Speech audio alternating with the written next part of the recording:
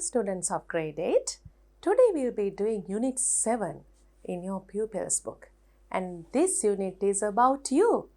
ඒ කියන්නේ මේ unit එකේ හැම දෙයක්ම තියෙන්නේ ඕගොල්ලෝ ගැන. අපි බලමු topic එක දිහා. එතකොට පුතාලට තේරෙයි මම මොකද්ද කිව්වේ කියලා. The world of children. ඉතින් ළමයින්ගේ ලෝකය ගැන තමයි අද unit එකේ හැම activity එකක් කරනකොටම අපි කතා කරන්නේ. The world of children. ළමයි හුඟක් දේවල් කරන්න දක්ෂයි. හුඟක් දේවල් කරන්න ආසයි. ඒ වගේම ළමයි වෙනුවෙන් එක එක දේවල් කරනවා එක එක්කෙනා ලෝකේ විවිධ ස්ථානවල විවිධ රටවල විවිධ ආකාරයට. Now let's look at those things. When we do the activities, we'll be learning many things like that too. Let's start with activity 1. As usual, we have a role play. Activity 7.1. Can you see the picture? What's happening in the picture? Picture එකේ library එකක් පේනවනේ පුතාලට. එතකොට මෙතන පොත් බාර දෙන්න ළමයි ඉන්නවා. එතකොට අපි library එකදී කරන දෙයට මොකක්ද කියන්නේ? First of all, the word reading is important when it comes to a library. You read in the library. අපි බලමු library එකකදී කරන දේවල් ගැන කතා කරනකොට විශේෂයෙන්ම ඕන වෙන වචන මොනවද කියලා? Read. Then what do you do with the books? Do you just read, keep them and go? Or do you take them home to read and bring them back after some time? සමහර ඒවා එතනදිම කියවලා ඉවර කරනවා. එතනින් කියවලා අවශ්‍ය කරුණු ගන්නවා අපි. සමහර ඒවා ගෙනහිල්ලා ගෙදර දවස් කීපයක් තියාගෙන ඉඳලා ගේනවා. ඒකට කියනවා මේ borrow books කියලා. එතකොට borrow කළා ඊට පස්සේ ටික දවසකට පස්සේ ගෙනත් දෙන්න ඕනේනේ වෙලාවට. හරියට ඒ librarian දාන දිනය වෙලාවට ගෙනත් දෙන්න ඕනේ. ඒ ගෙනත් දෙන එකට තමයි අපි return books කියලා කියන්නේ. return කියන එක වෙන දේවල් වලටත් පාවිච්චි කරනවා. මේ borrow කියන වචනේත් එහෙමයි. අපි පොත් ආපසු බාර දීමටත් return කරනවා කියලා කියනවා. එතකොට පුතාලට මෙතන highlight කරපු word එකක් පේනවා. අර හරි දවසට return කරේ නැති වුණාම මොකද වෙන්නේ? ඒකට charge කරනවා fine එකක්. පුංචි දඩයක් ගහනවා නේද? overdue කියලා කියන්නේ අර කාලය පැන්නහම return කරන්න අවශ්‍ය කාලය පැන්නහම අපි කියනවා overdue කියලා. So those are a few words related to a library and what we do in a library. So let's look at what it is now. Hasini is at the library returning the books she has borrowed. Hasini and the librarian, first of all, we'll see what they are talking about. Hasini says, I'm here to return these 2 books, please. I am here. I am. මම මේ ඉන්නේ පොත් දෙක බාර දෙන්න. Librarian, well, these books are overdue.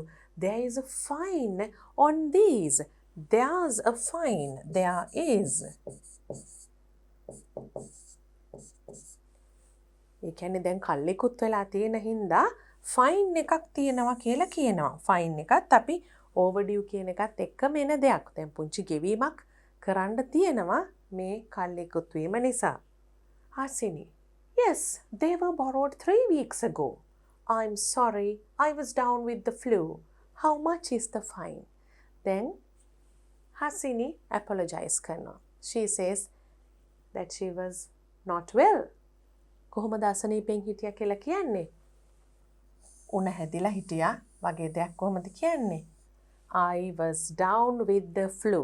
දැන් මේවා කියන විදිහත් පුතාලා මේ වෙලාවෙදිම මතක තියාගන්න. හරියටම අපිට සාමාන්‍ය කතා බහේදී එහෙම නැත්නම් වෙනත් දේවල් ලියන අවස්ථාවලදී පවා හුඟක් අවශ්‍ය වෙන දෙයක් එක්ස්ප්‍රස් කරන්නේ කොහොමද? මම අසනීප වෙලා හිටපු නිසා මෙන්න මේ අසනීපය නිසා මට මේ දේ කරන්න බැරි වුණා වගේ දේවල් හුඟක් කියන්න වෙනවනේ. They were borrowed 3 weeks ago. සති 3කට ඉස්සෙල්ලා තමයි මේවා borrow කරේ. I'm sorry කියලා apologize කරලා කියනවා මේ flu එක නිසා මට එන්න බැරි වුණේ මේක කරන්න. How much is the fine? How much කීයක්ද fine එක විදියට ගෙවන්න ඕනේ? Librarian, they were due on 23rd. that'll be 30 rupees. So they were due on. Due on. එතකොට අපි මෙතන ලියමු ඒ අවශ්‍ය වෙන වචන වලට due, overdue. අපි කියමු due date එකක් තියෙනවා නම් අපිට බාර දෙන්න due date එකක් තියෙනවා. ඒ due date එකට බාර දුන්නේ නැත්නම් අපි කියනවා ඒක overdue කියලා. That'll be 30 rupees. That will be 30 rupees. ඒ ගාන හැදුවහම එනවා රුපියල් 30ක්. කොහොමද ඒක කියන්නේ? that will කියන එකේ short form එක that'll be 30 rupees. Hasini, here you are. She is paying 30 rupees. Librarian, thank you. Are you borrowing any books today? තවත් පොත් ගන්නවද අද කියලා අහනවා. Well, I'm looking for some information on children's festivals and games. I'm looking for. මම හොයනවා කියන එක කියන විදිහක්. I'm looking for some information. මම තොරතුරු වගේක් හොයනවා. මොනවා ගැනද? Children's festivals and games. ළමයින්ගේ උත්සව, ළමයි කරන ක්‍රීඩා, ඒවා ගැන තමයි තොරතුරු හොයන්නේ. Can you recommend any books? එතකොට ලයිබ්‍රේරියන්ගෙන් අහනවා. ලයිබ්‍රේරියන් හුඟක් දන්නවනේ මේ තියෙන පොත් ගැන. කොයි වර්ගවල පොත්ද තියෙන්නේ, මොන වගේ කරුණු අඩංගු පොත්ද තියෙන්නේ කියලා විශාල දැනුමක් තියෙන කෙනෙක් තමයි ලයිබ්‍රේරියන්. එතකොට ලයිබ්‍රේරියන්ට පුළුවන් මේ පොත හොඳයි, මේ වගේ පොත් ගන්න කියලා රෙකමන්ඩ් කරන්න. අන්න ඒක තමයි එතන බලාපොරොත්තු වෙන්නේ question එකෙන්. Librarian, we've got a new encyclopedia. We have කියන එක. We've got a new encyclopedia. අපිට අලුතෙන් encyclopedia එකක් විශ්වකෝෂයක් ලැබිලා තියෙනවා. It was donated by UNESCO recently. මේ ළඟදී UNESCO සංවිධානයෙන් ඒක අපිට donation එකක් විදියට ලැබුණා. ත්‍යාගයක් ආධාරයක් විදියට ලැබුණා. UNESCO කියන එක පුතාලා දන්නවා. The United Nations Educational, Scientific and Cultural Organization. UNESCO. Hasini, aren't there any new books? අලුත් පොත් තව නැද්ද? aren't කියනකොට are not. තව අලුත් පොත් නැද්ද? aren't there any new books? Librarian. We have a good one called Children of the World. දැන් හොඳ එකක් recommend කරන්න කිව්වනේ. එතකොට අපිට අලුත් හොඳ එකක් තියෙනවා Children of the World කියලා. Let me check. ඒ කියන්නේ මට පොඩ්ඩක් ඒක බලන්න වෙලාව දෙන්න. Let me check කියලා dots ටිකක් දාලා තියෙන එකයි. No, we haven't got it at the moment. Someone has borrowed it. මේ වෙලාවේ ඒක නෑ කියලා කොහොමද කිව්වේ? We haven't got it at the moment. බලන්න ඒක කියපු විදිහ. At the moment. Someone has borrowed it. කවුරු හරි මේක borrow කරලා තියෙනවා. Let me check කිව්වට පස්සේ තමයි ඒක කියන්නේ. Can I reserve it? එතකොට මට පුළුවන් දෙක වෙන් කරලා තියාගන්න. එහෙම කරාම කොහොමද වෙන්නේ? අනිත් කෙනා return කරපු ගමන් ඒක වෙන කෙනෙක්ට borrow කරන්න බැරි වෙන විදියට වෙන් කරලා තිනවා. මේක ඉල්ලීම කරපු කෙනාට borrow කරන්න. Can I reserve it? Of course. Then we can hold it for you. Of course කියනකොට ඒක ඇත්ත වශයෙන්ම අපිට කරන්න පුළුවන් කියන එක තමයි of course. Certainly ඒ වගේ expressions වලින් කියන්නේ. Hasini, thank you. Librarian, you're welcome. අපි thank you කිව්වම you're welcome කියලා කියන බව දන්නවා. Now let's read the dialogue without stopping for explanations. Practice it like this. දැන් පුතාලා role play එකක් විදිහට practice කරනවා නම් තේරුම සාකච්ඡා කරන්න නතර කරන්නේ නැහනේ. දැන් තේරුම් ගත්ත නිසා හොඳට අපි වචන pronounce කරලා කතා කරන විදිහට ඒක practice කරලා බලමු. You all can take roles now. One can be Hasini and the other can be the librarian. And let's practice now. You have to do it with me. I'm here to return these 2 books, please. Well, these books are overdue. There's a fine on these. Yes, they were borrowed 3 weeks ago. I'm sorry I was down with the flu. How much is the fine? They were due on 23rd. That'll be 30 rupees. Here you are. Thank you. Are you borrowing any books today? Well, I'm looking for some information on children's festivals and games. Can you recommend any books? We've got a new encyclopedia. It was donated by UNESCO recently. You'll find it in the reference section. You'll find it in the reference section. පරීක්ෂා කර බලන්න තියෙන කොටසේ ඒක හම්බෙනවා. borrow කරලා එළියට ගෙනියන්න බෑ. Aren't there any new books? We have a good one called Children of the World. Let me check. No, we haven't got it at the moment. Someone has borrowed it. Can I reserve it? Of course. Then we can hold it for you. Thank you. You're welcome.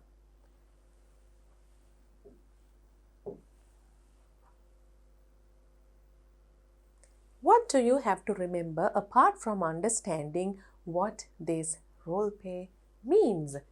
මතක තියාගන්න ඕන දේවල් මොනවද?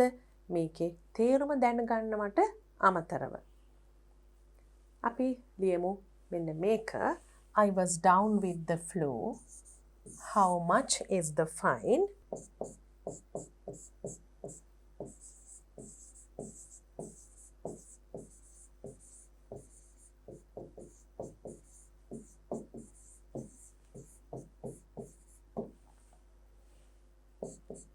I was down with the flu.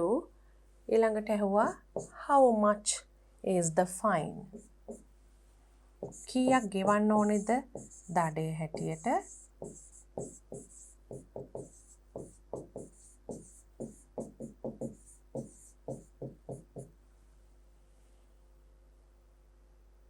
ඒකම අපි යම් කිසි දෙයක් බලනවා, අපි තොරතුරු බලනවා, හොයනවා කියන එකට I'm looking for some information කියන්න පුළුවන්.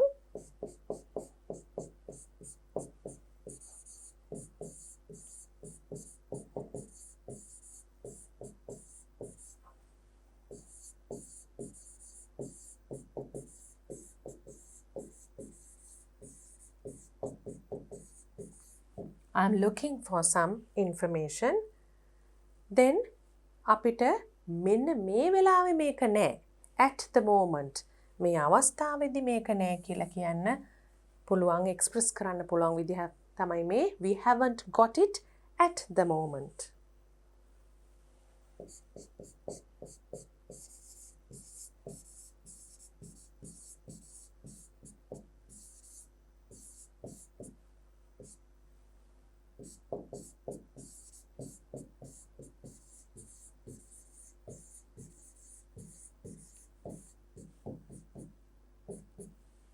ඒ වගේම of course, thank you, you're welcome.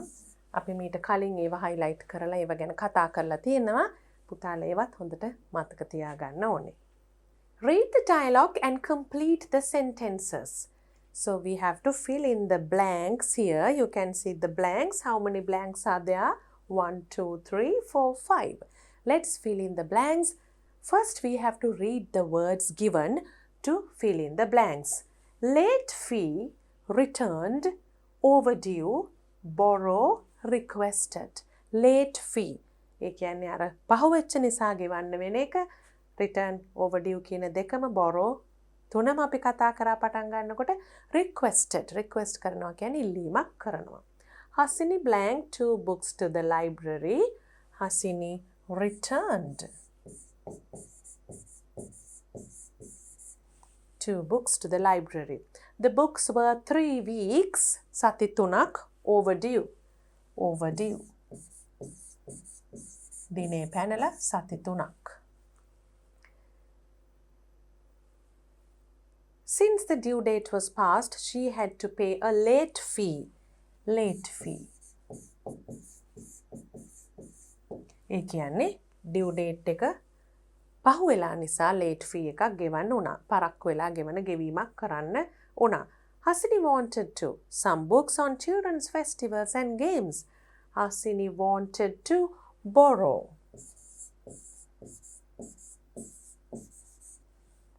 Hasini blank the librarian to hold a book for her. Hasini librarianට ඉල්ලීමක් කරානේ එයා වෙනුවෙන් පොතක් වෙන් කරන්න රඳවා තියාගන්න hold කරගන්න කියලා. So you can say she requested ඉල්ලීමක් කරා requested.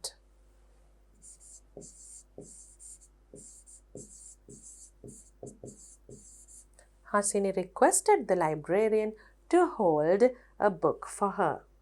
And now we are moving on to a learning point. Can you remember the highlighted sentences in our dialogue? Based on them, we are learning passive voice simple past tense. දැන් පුතාලට මතකයි නේද? Simple past tense කියලා අපි සාමාන්‍යයෙන් කරපු active voice sentences. ඒ කියන්නේ අපි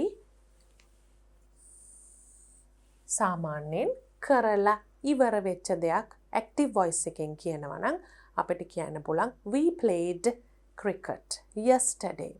I made a kite last week. ඒ වගේ simple past tense active voice sentences. ඒ කියන්නේ subject verb object ඒ විදිහට සරලම වාක්‍යයක් කියනවා නම් අපි දැන් කියපු විදිහේවා active voice sentences. ඒ කියන්නේ මෙතන අපි ඉගෙන ගන්නේ passive voice එක. මීට කලින් අපි passive voice එක ඉගෙනගෙන තියෙනවා. එක tenses වලට මෙතන තියෙන past tense එකෙන් කරන්න අපි ඉස්සෙල්ලා මතක් කරගන්න ඕනේ ඒවා ටිකකුත් බලමු. මේක කියවලා. You've got a new encyclopedia, he says. Yes, it was donated by UNESCO. UNESCO සංවිධානය විසින් ඒක ප්‍රදානය කරා කියන එක. These books are overdue. Yes, they were borrowed 3 weeks ago. ඒ කියන්නේ අපිට පේනවා මෙතන කියන්නේ ඔව් ඒවා borrow කරලා තියෙන්නේ සති 3කට පෙරයි කියන එක. කවුරු හරි යමක් කරා කියන එක තමයි active voice එකෙන් කියන විදිය. මේ විදියට කෙරිලා කෙරුණා කියන එක තමයි passive voice එකෙන් කියන විදිය. දැන් පුතාලට ආපහු පොඩ්ඩක් මතක් කරගන්න වෙනවා. verb forms අපි හුඟක් අවස්ථාවලදී කරා V1 V2 V3 කියලා අපි එක අවස්ථාවලදී මතක් කරලා දීලා තියෙනවා. passive voice එකට අවශ්‍ය වෙනවා කියලා be verb එකකුයි past participle එකකුයි. be verb එකෙන් මේක past නිසා was were තියෙන්නේ. අපි ඒක present උනා නම් is are am is are තුන ඕන වෙනවා. ඒක අපි හුඟක් detail කරලා තිනවා. මීට කලින් past participle එක දැන් මං හිතනවා පුතාලට මතක් කරන්න අවශ්‍ය නැති වෙයි කියලා. V1 V2 V3 කිව්වම මෙන්න මේ third verb form එක තමයි past participle එක කියන්නේ. ඒ past participle එක අපි උදාහරණයකින් ලිව්වොත් පුංචි මතක් කිරීමක් කරන්න කාට හරි අමතක වෙලා නම් eat ate eaten මෙන්න මේ form එක තමයි past participle කියලා අපි කියන්නේ. walk walked walked මෙන්න මේ V3 කියන එක තමයි ඕනේ වෙන්නේ passive voice එකට. active voice passive voice කියලා දැන් අපිට උදාහරණ කීපයක් දීලා තියෙනවා. UNESCO donated the books. The book was donated by UNESCO. මොකද්ද වෙලා තියෙන්නේ එතන? අපි ඉස්සෙල්ලා units වලදී ඊතල දාලා මේක කරලා තිනවා. මෙතන තියෙන active voice එකේ subject එක, ඒ කියන්නේ උක්තය. මෙතන verb එක. මෙතන object එක. එතකොට object එක තමයි මුලට එන්නේ. ඊට පස්සේ subject එක අපි කියනවා මේකට doer of the action වෙනවා කියලා. ඒ කියන්නේ උක්තේ හැටියට තියෙන දේ මේ පැත්තට වාක්‍යය යනවා. මොකද මේ verb එක නැත්තම් ක්‍රියාව තමයි highlight වෙන්නේ passive voice එකකදී. The book was donated by UNESCO. මෙතනට අවශ්‍ය was the word is are the මොන be verb එකද කියලා බලාගන්නේ කොහොමද? මෙතනට එන මේ ඔබ්ජෙක්ට් එක ඉස්සරහට එන එක සිංගියුලර් නම් අනිවාර්යයෙන්ම be verb එක සිංගියුලර් වෙන්න ඕනේ. තව එකක් බලන්න ඕනේ. ඒක ඉස්සෙල්ලා තියෙන sentence එක present the past the future ද අන්න ඒකත් බලා ගන්න ඕනේ. එතකොට මෙතන past එකෙන්නේ තියෙන්නේ active voice එක.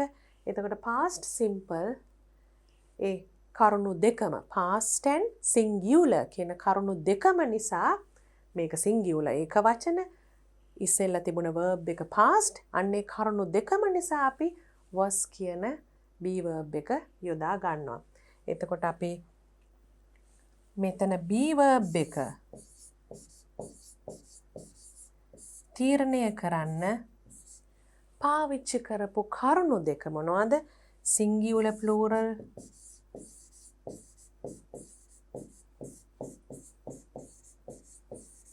දෙකෙන් මොකක්ද කියලා අපි ඉස්සෙල්ලා හොයා ගන්න ඕනේ ඔබ්ජෙක්ට් එක. අනිත් එක තමයි past the present the future ද කියලා බලා ගන්න ඕනේ tense එක active voice sentence එකේ. මෙන්න මේ දෙක බලලා තමයි be verb එක තීරණය කරන්නේ. Nisal wrote the letter. The letter was written by Nisal. එතකොට was donated මෙතනත් the letter singular. අපි දන්නවා අපේ මුළු මේ යුනිට් එකේ දීලා තියෙන ඔක්කොම ඒවා past ඒ නිසා අපිට was were දෙක අතර විතරයි be verb එකේ තීරණය ගන්න තියෙන්නේ. ඊට වඩා tenses ගොඩක් එකට එකතු වෙලා තියෙන තැනකදී තමයි be verb එක තීරණය කරන්න මේ වගේ හිතන්න තියෙන්නේ. The teacher painted these pictures.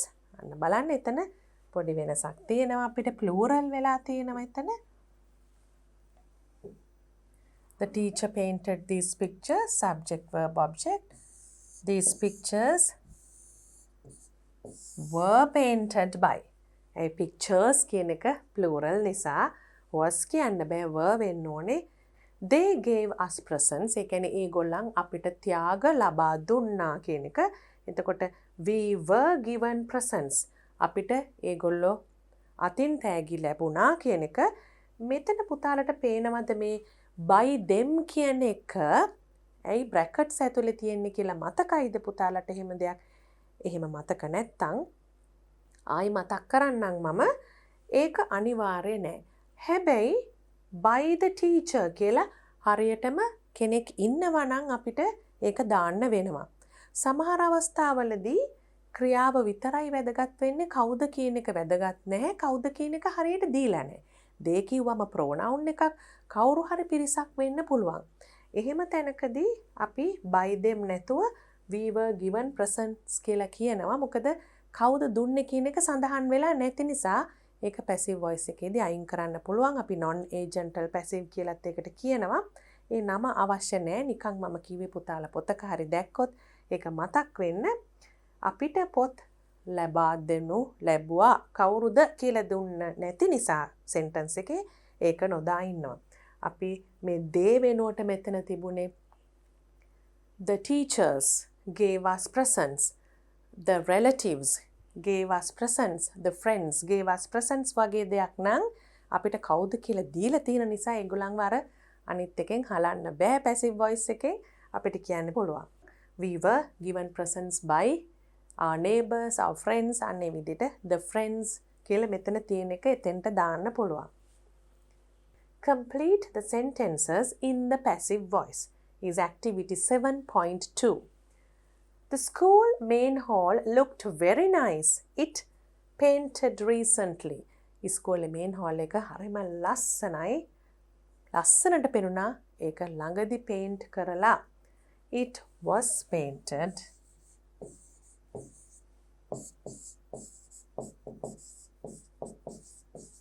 Was were දෙකෙන් was කියලා පේනවා. paint එකේ past participle එක painted. It was painted recently. ළඟදි තමයි ඒක paint කරලා තියෙන්නේ. Heshan award the trophy for the best batsman for his outstanding performance in the finals. He was 88 not out. ඒ කියන්නේ උගක් හොඳින් perform කරලා තියෙන අවසාන තරඟයේදී හොඳම පිතිකරුවා විදියට trophy එකක් හම්බ වෙලා තියෙනවා. කවුද දුන්නේ කියලා නෑ. එතන ප්‍රධාන කරුණ තමයි යාට award එක ලැබුණා කියන එක Heshan was awarded.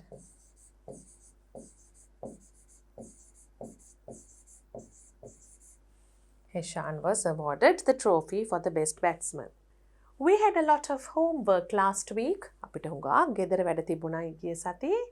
We blank 2 reading assignments. අපිට කියවීම සම්බන්ධයෙන් පැවරුම් දෙකක් ලබා දීලා තිබුණා අපිට. We එතකොට we කියනකොට plural නිසා මතක් කරලා was නෙමේ දාන්න ඕනේ.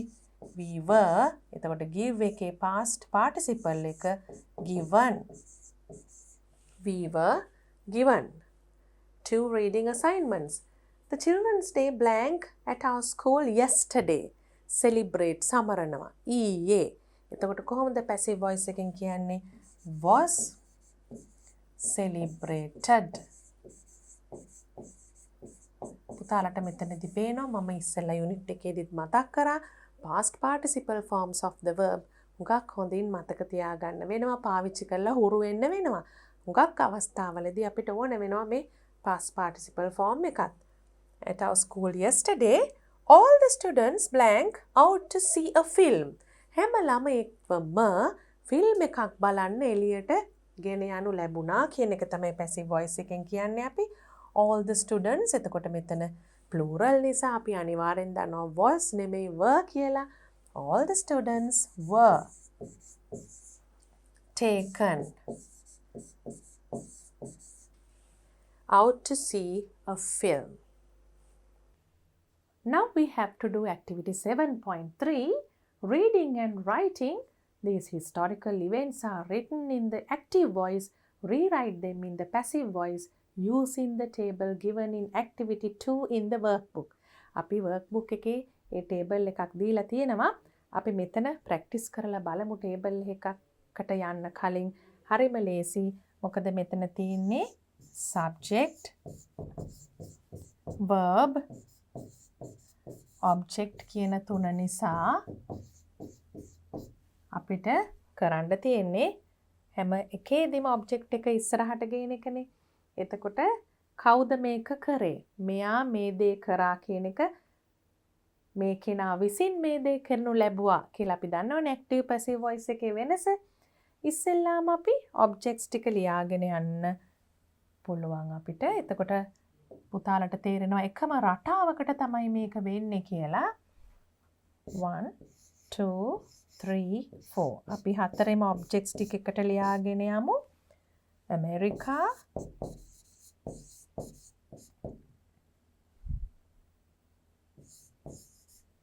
then we have the radio, then we have the Ramayana,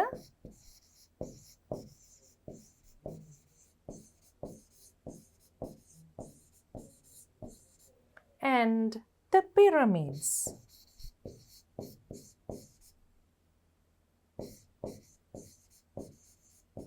මෙතන විතරක් පුතාලට පේනවා plural subject එකක් එනවා. subject එකක් කියන්නේ අපි object එක ඉස්සරහට ගෙනාවට පස්සේ ඒක singular ද plural ද කියලා බලලා තමයිනේ ඊළඟට passive verb එකේ be verb එක තීරණය කරන්නේ. දැන් අපිට මේ තැන් තුනේදීම පේනවා singular කියලා. America, the radio, the Ramayana. මෙතන විතරක් pyramids plural. එතකොට අපි දන්නවනේ passive verb එකක් කියනකොට අපිට එන්නේ හුඟක් සැරයක් අපි මේක දැන් කතා කරලා තියෙනවා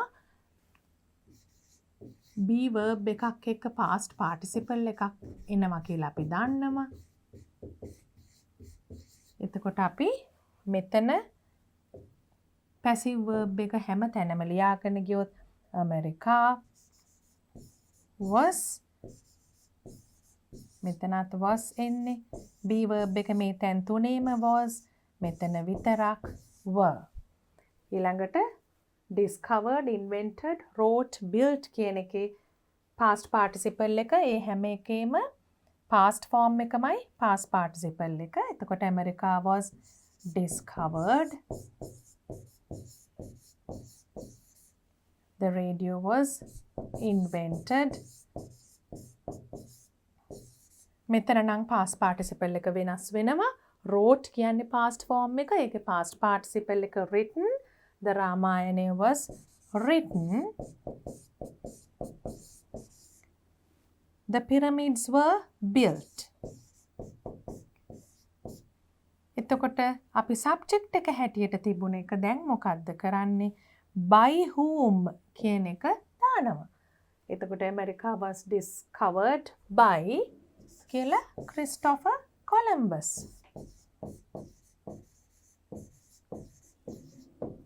The radio was invented by Marconi.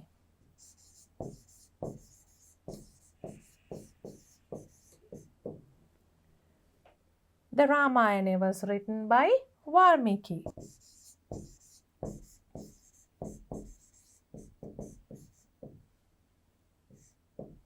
Then the pyramids were built by the ancient Egyptians. By the ancient Egyptians.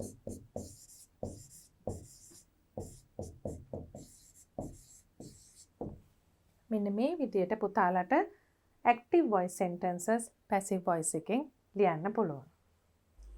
And now we can go on to a different activity. I told you this unit is based on things about you, things about children, the world of children. Now we are going to start reading about children. Read the descriptions and complete the table. Once again, we have to complete a table. Let's look at the table first. So it's easy for us to remember what we need to fill the table. Event, country, when it is celebrated, how it is celebrated. Event එකේ නම මොකක්ද? ඒක celebrate කරන රට මොකක්ද? when කියනකොට කොයි කාලෙද? how කියනකොට කොයි ආකාරයෙන්ද celebrate කරන්න කියන එක. Universal Children's Day. ඉස්සෙල්ලාම අපි Universal Children's Day එක තමයි කරන්නේ. ඒක අපිට පටන් ගන්න තැනම දාන්න පුළුවන් Universal Children's Day කියලා. ඊට පස්සේ මේ pole dancing කියන එක කරනවා. Children's Day and Doll Festival කියන එකත් අපි කරනවා. Universal Children's Day was established in 1954 by the United Nations Organization. එතකොට අපිට establish කරලා තියෙන අවුරුද්ද පේනවා ආරම්භ කරපු අවුරුද්ද 1954. කවුද කරේ? United Nations Organization. එක්සත් ජාතීන්ගේ සංවිධානය. This day was dedicated to encourage brotherhood and understanding among children and to promote their welfare. බලන්න එතන කාරණා දෙක තුනක් තියෙනවා.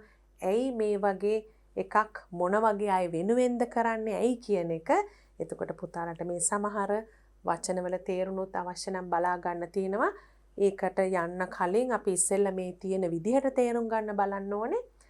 අපි ඒ වගේ දවසක් මොකද ඇති කරන්න හේතුව කාරණාව කියලා මෙතන තියෙනවා dedicated to encourage brotherhood and understanding among children. ළමයි අතර තියෙන ඒ තේරුම් ගැනීම එකිනෙකා තේරුම් ගැනීම එකිනෙකා කෙරෙහි තියෙන ඒ බැඳීම මිත්‍රත්වය ඒ වගේ සහෝදරත්වය ඒ ළමයි අතර තියෙන බැඳීම වැඩි කරන්න තේරුම් ගැනීම වැඩි කරන්න ඒ වගේම to promote their welfare ඒ කියන්නේ ඒගොල්ලන්ගේ අවශ්‍ය දේවල් කරන්න උදව් කරන්න අනුග්‍රහය දක්වන්නත් ඒ සංවිධානය බලාපොරොත්තු වෙලා තියෙනවා. Each country was given the freedom to choose an appropriate day. එක රටට නිදහසක් ලැබුණා සුදුසු දිනයක් මේ වෙනුවෙන් වෙන් කර ගන්න children's celebration එකට. Countries all over the world organize special events for children on this day.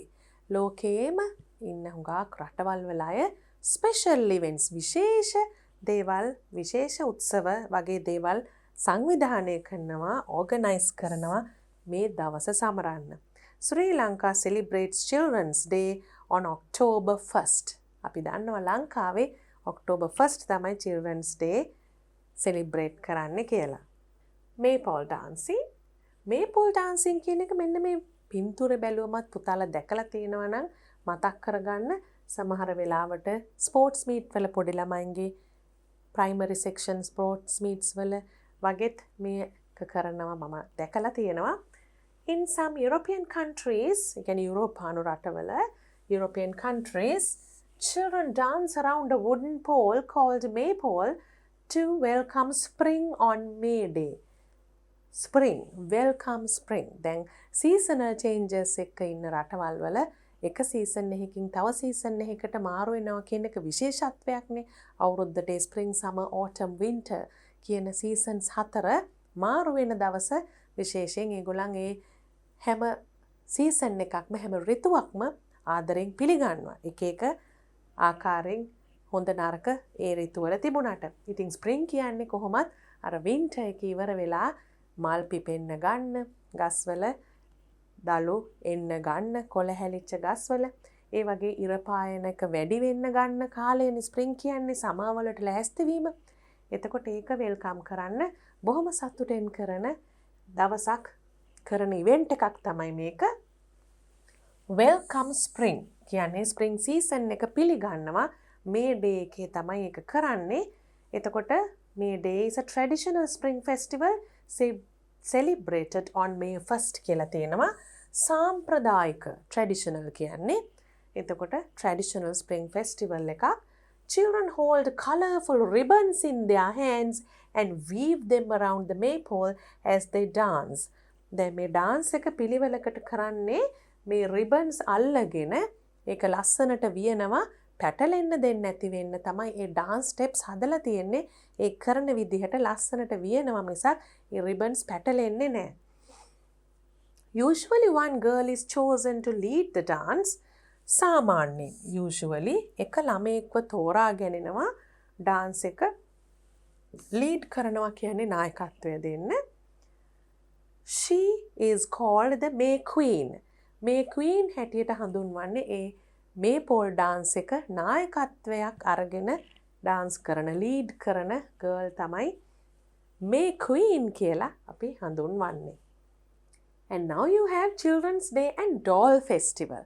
එක එක රටවල් වල එක එක දිනවල එක එක ආකාරයෙන්නේ ඔයගොල්ලන්ගේ දවසේ ළමා දිනේ සමරන්නේ. දැන් බලමු කවුද doll festival එකක් කරන්නේ කියලා. In Japan දැන් පුතාලට ටේබල් එක ෆිල් කරන්නත් කරුණු ලැබෙනව නේද? In Japan the Children's Day is celebrated twice a year. බලන්න කොච්චර හොඳයිද කියලා. එක දවසක් නෙමෙයි දෙකක් තියෙනවා. මොකද්ද twice a year කියන්නේ? වසරකට දෙවරක් කියන එක. Twice a week කිව්වොත් මොකද්ද? සතියකට දෙවරක්. එතකොට පුතාලට බෙහෙත් දෙනකොට එහෙම ඩොක්ටර් ලියලා දෙන එකේ තියෙනව නේද? Twice a day කියලා. ඒ මොකද්ද? දිනකට දෙවරක්. Twice දෙවරක්. On March 3rd for girls and May 5th for boys. On March 3rd for girls and May 5th for boys. එතකොට boys ලට දවසකුයි girls ලට තව දවසකුයි තියෙනවා. The doll festival is celebrated on March 3rd. On this day, girls arrange a traditional doll set in the best room of their house. ආයිමත් traditional කියන වචනේ තියෙනවා. සාම්ප්‍රදායික බෝනික්කෝ set එකක්, traditional doll set එකක්. ඒගොල්ලන් ලෑස්ති කරනවා ඒගොල්ලන්ගේ ගෙදර තියෙන හොඳම room එකේ best room හොඳම කාමරේ ඒගොල්ලන් ඒ dolls ලව ලෑස්ති කරනවා set එකක්. These dolls represent the emperor, empress, attendants and musicians in the royal court. ඒ නිකම්ම බෝනික්කෝ නෙවෙයි. හැම එක්කෙනාම එක එක්කෙනාව represent කරනවා. ඒ රටේ ඉන්න අධිරාජ්‍යය, එතකොට අධිරාජනිය, emperor, empress, attendants and musicians. ඒගොල්ලන්ගේ සහයට ඉන්න අය සංගීතඥයෝ ඒ ඔක්කොලම represent වෙන විදිහට තමයි මේ dolls ලා set එක හදලා තියෙන්නේ. On May 5th, which is called Children's Day, boys fly carp-shaped streamers above rooftops. Boys ලා මොකද්ද කරන්නේ? මෙන්න මේ පින්තූරේ තියෙන විදිහට carp-shaped ඒ fish කෙනෙක්ගේ මාළුවෙක්ගේ හැඩයට හදපු streamers මේ විදිහට වහලවල් වලටත් උඩින් above rooftops කියනකොට වහලටත් උඩින් ඒවා ඒගොල්ලන් අරිනවා kites වගේ. Carps are a type of freshwater fish. They are lively and energetic. Therefore, the Japanese consider them as a symbol of courage. නිකම්ම නෙමේ කාප් කියන ෆිෂ් අරගෙන තියෙන්නේ. බලන්න පුංචි ළමයින්ට හොඳ පණිවිඩයක් දෙන විදිහට තමයි ඒ සිම්බොලිකලි ඒක සංකේතාත්මකව තෝරාගෙන තියෙන්නේ. ඒ මොකක්ද හේතුව මේ ෆ්‍රෙෂ් වෝටර් ෆිෂ් මේ පිරිසිදු වතුරේ ඉන්න මාළුවාගේ ලක්ෂණ දෙකක් තියෙනවා. lively and energetic. ඒ කියන්නේ හරිම උද්‍යෝගිමත්, බොහොම වේගවත්, බොහොම සජීවී විදියට අපි කියන්නේ හරිම ප්‍රාණවත් විදිහට ඉන්නවා කියලා. ළමයින්ටත් කියනවා නේද lively කියලා සමහර වෙලාවට. ඒ කියන්නේ හරිම ප්‍රාණවත් විදියට ඉන්නවා, නිකන් මුකුත්ම තේරෙන්නේ නැහැ වගේ, දැනෙන්නේ නැහැ වගේ, කරන්න කම්මැලි වගේ ඉන්න අයට අපි lively කියන්නේ. ඒකේ opposite එකේ අයට තමයි very lively children කියලා කියන්නේ. හැමතිස්සෙම බොහොම සතුටෙන් ඉන්න, දෙයක් කරන්න උනන්දුවෙන් ඉන්න. අන්න ඒ වගේ ලක්ෂණ තියෙන අයට තමයි මේ කාප් ෆිෂ්ට ඒ වගේ ලක්ෂණ තියෙන නිසා තමයි ඒගොල්ලන්ව තෝරගෙන තියෙන්නේ boys children's day celebration වලදී symbol එකක් විදියට. Therefore, the Japanese consider them as a symbol of courage. Symbol of courage කියන්නේ ධෛර්යයේ සංකේතය. මොකද courage කියන්නේ ධෛර්යය. එතකොට ඒ ධෛර්යය කියන දේ ළමයින්ට අවශ්‍යයිනේ. මොකද ළමයිනේ ගොඩක් ඉදිරි ගමනක් යන්නේ ඉන්නේ. එතකොට ධෛර්යය කියන දේ ළමයින්ට සංකේතවත් කරන එක හුඟක් වටිනවා. ඒක ජපානයේ හොඳට වෙනවා කියන එක අපිට මේක කියවුවම තේරෙනවා. Now we'll do an additional one as well. අපි දැන් එක එක විස්තර කතා කරන්නේ children's day ගැන. තායිලන්ඩුත් අපි සාමාන්‍යයෙන් දන්න රටක්. අපි ඒකේ children's day එක කරන විදිහත් පොඩ්ඩක් බලමු. On the second Saturday of January each year, National Children's Day is observed in Thailand. Second Saturday. ඒ කියන්නේ දෙවනි සෙනසුරාදා ජනවරි. හැම අවුරුද්දෙම ජනවාරි මාසේ දෙවනි සෙනසුරාදා ජාතික ළමා දිනය observe කරනවා, celebrate කරනවා ඒගොල්ලෝ තායිලන්ඩ් වල. Children are considered to be the most valuable resource of the nation. ඒකේ තේරුම මොකද්ද? Most valuable resource. අපේ ජාතියේ ඒගොල්ලන් ඒක සලකනවා ළමයි කියන්නේ ජාතියේ වඩාත්ම වටිනාම සම්පත කියලා. And this annual celebration makes the children aware of their importance and responsibility towards society. It's a very important thing. Annual කියනකොට වාර්ෂික. මේ වාර්ෂික උත්සවය ළමයිව දැනුවත් කරනවලු. Aware of කියන්නේ දැනුවත් කරනවා. Makes the children aware of මොනවද? Their importance.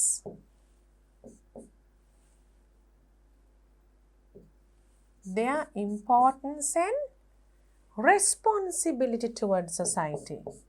ඒක වැදගත්නේ. importance විතරක් කිව්වොත් ඇතිද? එතකොට තමුන්ගේ වැදගත්කම විතරයි දැනගන්නේ. තමුන්ගේ වටිනාකම importance. තව දෙයක් අඩුයිනේ එතකොට. මෙතන තියෙන responsibility. තමුන්ගේ වගකීම සමාජය වෙනුවෙන් ඉටු කරන්න තියෙන. පුංචි වයසේදී ඒක දැනගත්තම ලොකු වුණාම ඒ වගකීම අමතක කරන්නේ නැහැ. පුරවැසියෙක් සිටිසන් කෙනෙක් හැටියට. අන්න ඒ නිසා තමයි මෙන්න මේක ඉතාම වටිනා සංකල්පයක්, concept එකක් කියලා අපිට හඳුන්වන්න පුළුවන්. They become aware of their importance and responsibility towards the society. සමාජය වෙනුවෙන් අපේ තියෙන වගකීම දැනගන්නවා. On this special day, Thai children are allowed free entrances on buses to entertainment parks, zoos, government offices such as the government house, as well as to the army, navy and air force bases. ඒ කියන්නේ මොකද්ද? දැන් සාමාන්‍යයෙන් ළමයින්ට වෙනදට යන්න බැරි තැන්වලට යන්න ලැබෙනවා. government offices වගේවට. එහෙම නැත්නම් වෙනදට සල්ලි ගෙවලා යන තැන්වලට මේ දවසේ free යන්න ලැබෙනවා. නොමිලේ යන්න ලැබෙනවා. It's a very good idea, don't you think so? They can go to places like theme parks, entertainment parks, zoos without paying any money. Children are also granted permission by the Royal Thai Air Force to explore the aircraft. Aircraft බලන්නත් ඒගොල්ලන්ට අවස්ථාව ලැබෙනවා. මෙතන මේ entertainment park එකක ළමයි සතුටින් ඉන්නවා පේනවා Thai ළමයි ඒකත් පුතාලට බැලුවම තේරුම් ගන්න පුළුවන්. Now we can fill in details of this table. Event, country, when and how. අපි පොතේ දීලා තියෙන ඒවෙන් කරමු. Children's Day and Doll Festival, Japan.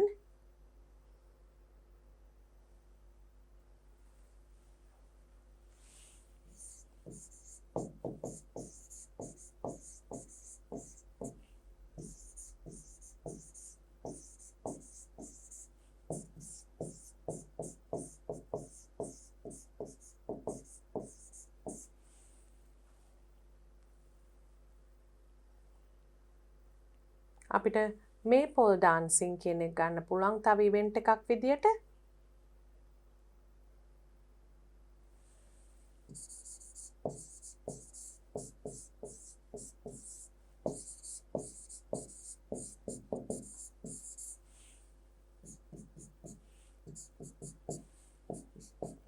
Universal Children's Day.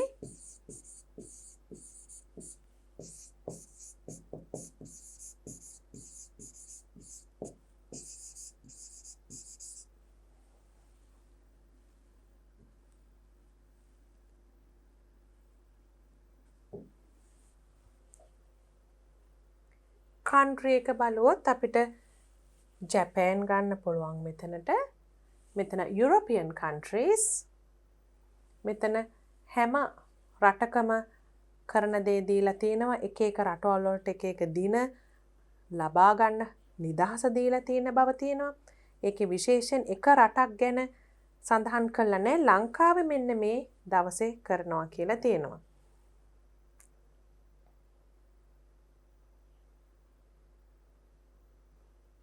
අපිට ඒකට countries all over the world කියලා කියන්න පුළුවන්. මෙතන කෙලිම ජපාන් කියලා කියන්න පුළුවන්. Maypole dancing is done in European countries.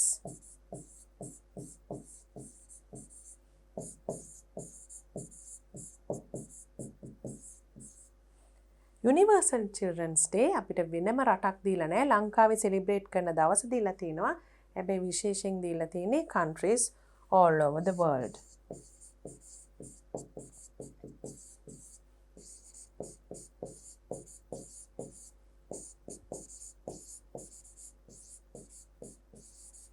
මේ දෙක විතරක් කරාම ඇති පුතාලා. මේක දෙන්නේ එතනින් මෙතනට information ගේන්නේ කොහොමද කියන එක practice කරන්න.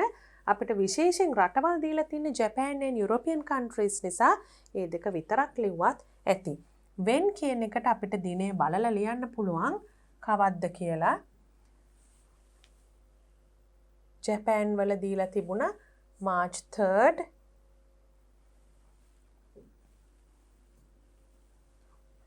March 3rd and May 5th කියලා. European countries වල තියෙන Maypole dancing එක May Day කියලා අපිට දීලා තිබුණා.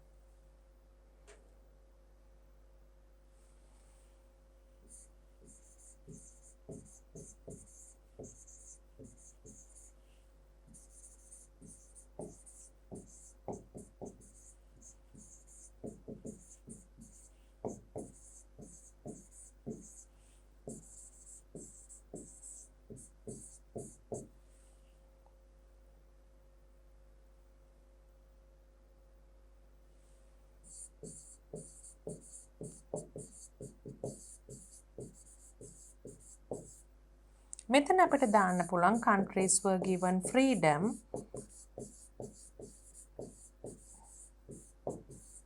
to celebrate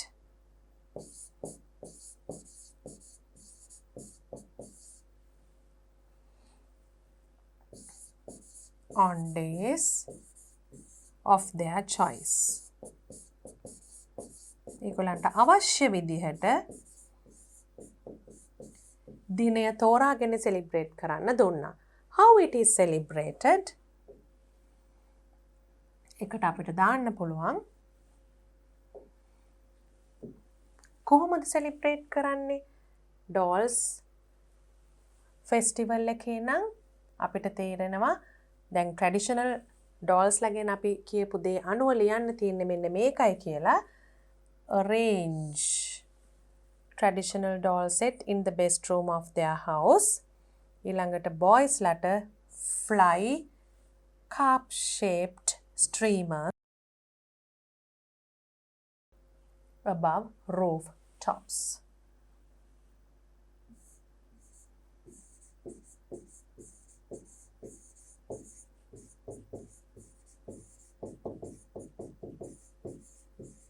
Arrange traditional doll sets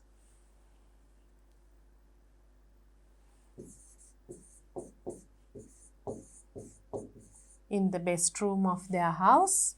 Boys fly cup shaped streamers. Then where also you can write above rooftops. And what do the Europeans do? Children hold colorful ribbons in their hands and weave them around the maypole as they dance.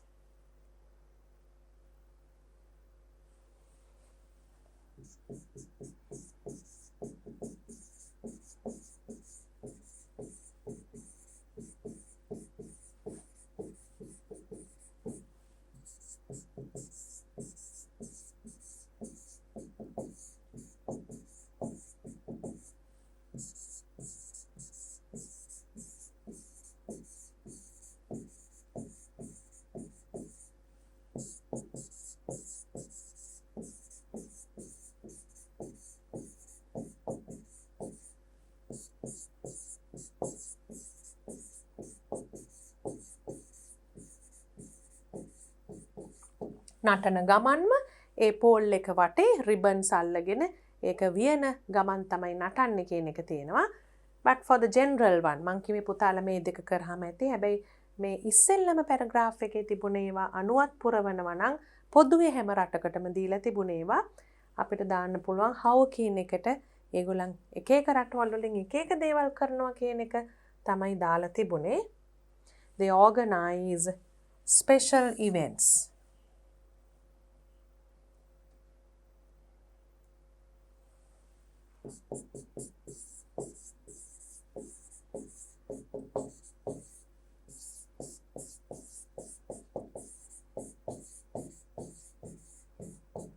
එතකොට පුතාලට අච්චු පොතේ අහලා නැහැ වෙනම මේ වගේ table එකක් ආපහු ඇඳලා අපි වැඩිපුර කරපු තායිලන්ඩ් ගැන කරනවා නම් කොහොමද මේක කරන්නේ ප්‍රැක්ටිස් එක වැඩි කරගන්න කොහොමද ඉන්ෆර්මේෂන් ට්‍රාන්ස්ෆර් කරන්න කියලා දැනගන්න අපිට දාන්න පුළුවන් country එකට Thailand when කියන එකට second Saturday of January each year what they do කියන එකට අපිට දාන්න පුළුවන් children මේ හරිය ඉඳලා අපිට තේනවනේ the children are allowed free entrance අපිට මුළු වාක්‍යම ලියන්න නැතුව තෝරාගෙන ලියන්න පුළුවන් free entrances to entertainment parks and government offices air force bases ඒ වගේ කීපයක් ලියන්න පුළුවන්.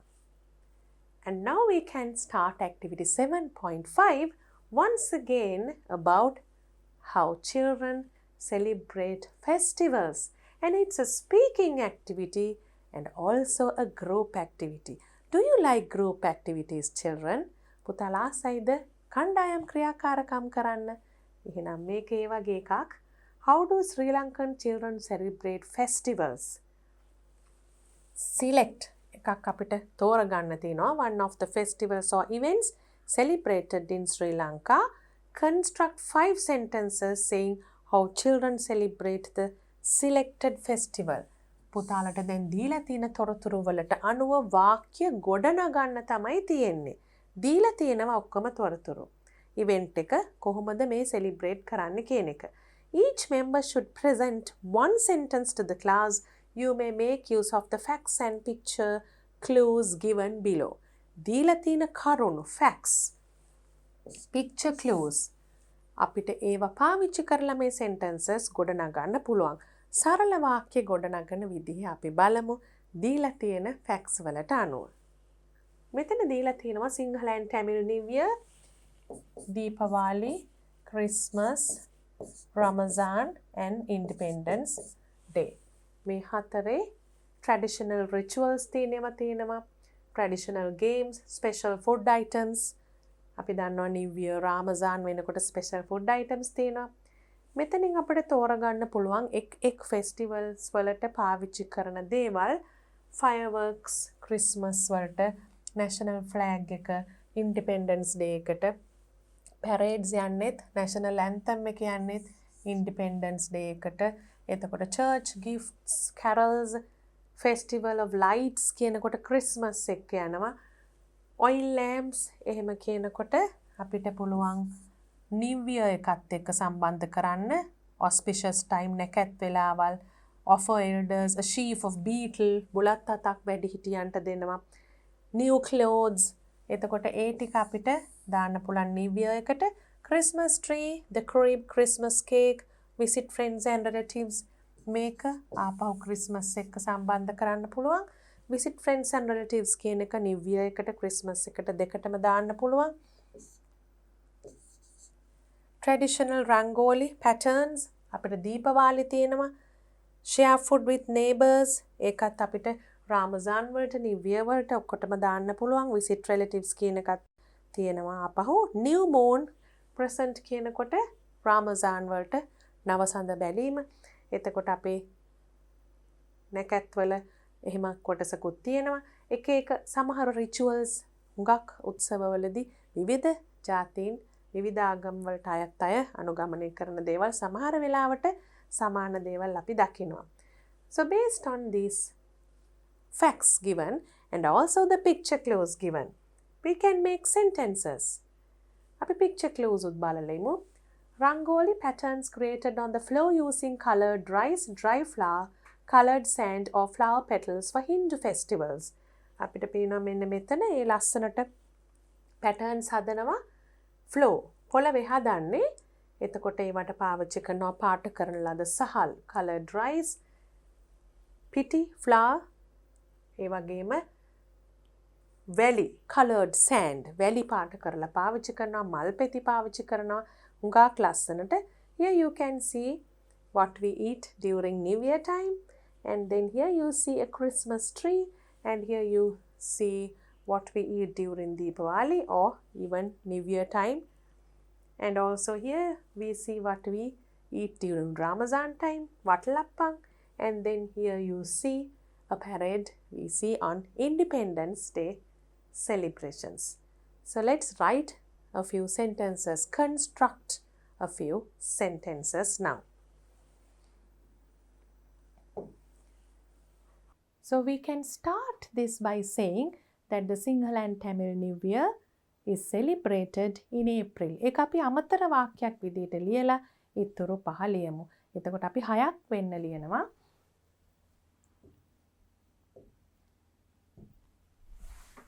Sinhala and Tamil New Year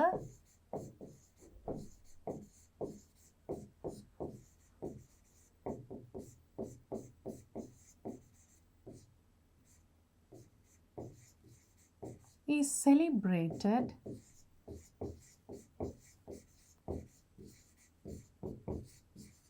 in April.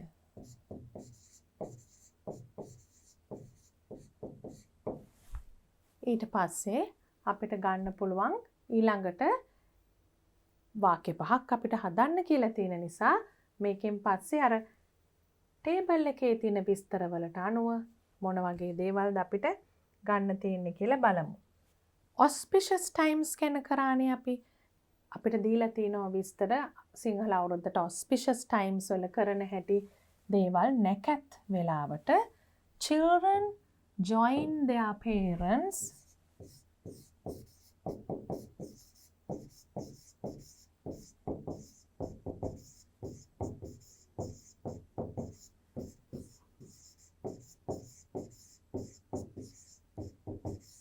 in performing rituals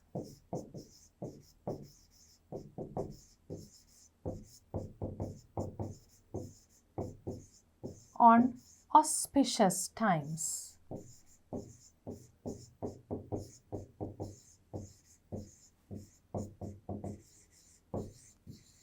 ඒ කියන්නේ නැකැත් වෙලාවල් auspicious times වල අපි දෙමව්පියෝ ළමයි එකතු වෙලා මේ එක එක rituals කරනවා කියන එක දාන්න පුළුවන්.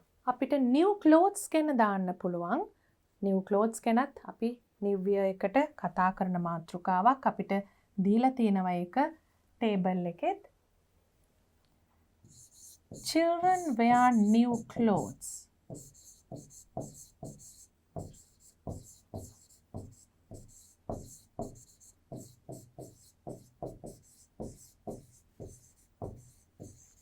And visit their relatives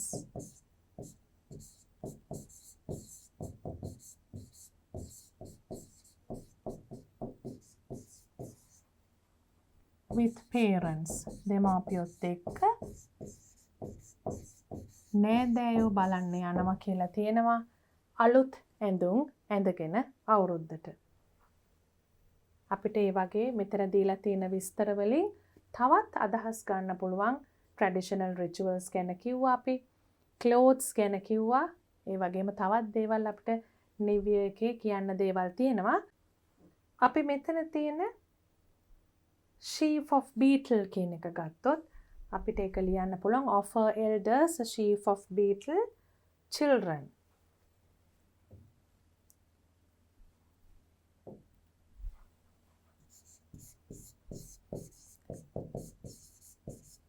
Children offer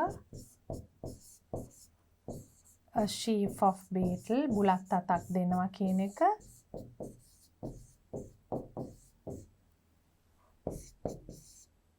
To elders.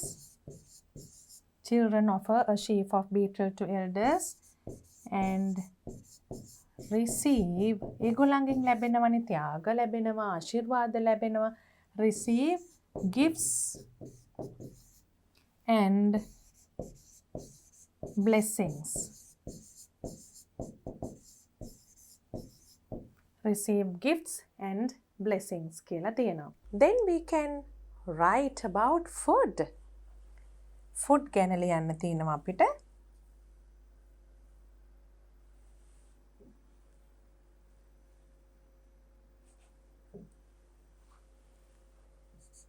පහක් කිව්වට අපි 6ක් ලියනවා. මොකද අපි පළවෙනි එක ලිව්වේ Sinhala and Tamil New Year එක ඒප්‍රිල් වල සෙලිබ්‍රේට් කරනවා කියන එකයි. ඒ නිසා අපි 6ක් ලියමු. එතකොට පුතාලට වෙනම කියන්න 5ක් තියෙනවා. Number 5, we are writing about food.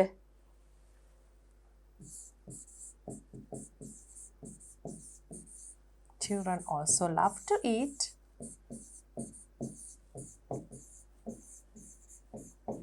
Traditional food.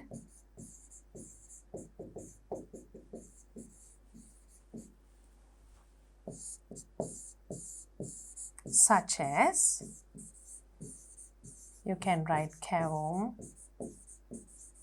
and cookies. You can also say in that sentence that they like to share food with neighbors. That is also about food.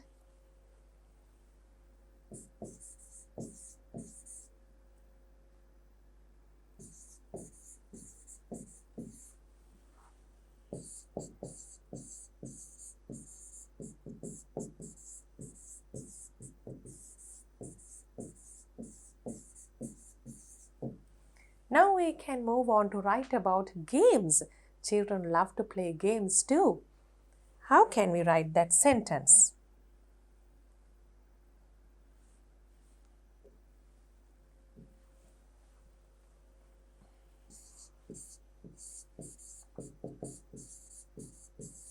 Children enjoy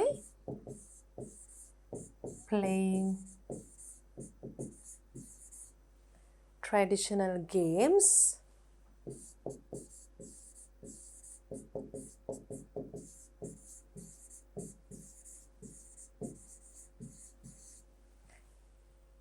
කොහෙන්ද හුඟක් වෙලාවට මේ සාම්ප්‍රදායික අවුරුදු ක්‍රීඩා කරන්නේ? අපි දන්නවනේ අර අලියට ඇස් තැබීම, කනාමුට්ටිය බිඳීම, ඒවනේ ට්‍රැඩිෂනල් සාම්ප්‍රදායික ක්‍රීඩා. ඒ වගේ දේවල් තව ලොකු ක්‍රීඩාත් කරනවා ඊට වඩා. කොහෙදද හුඟක් වෙලාවට කරන්නේ? අවුරුදු උත්සවයකදී. අපි ඒකත් ලියමු. Children enjoy playing traditional games at New Year festivals, අවුරුදු උත්සව.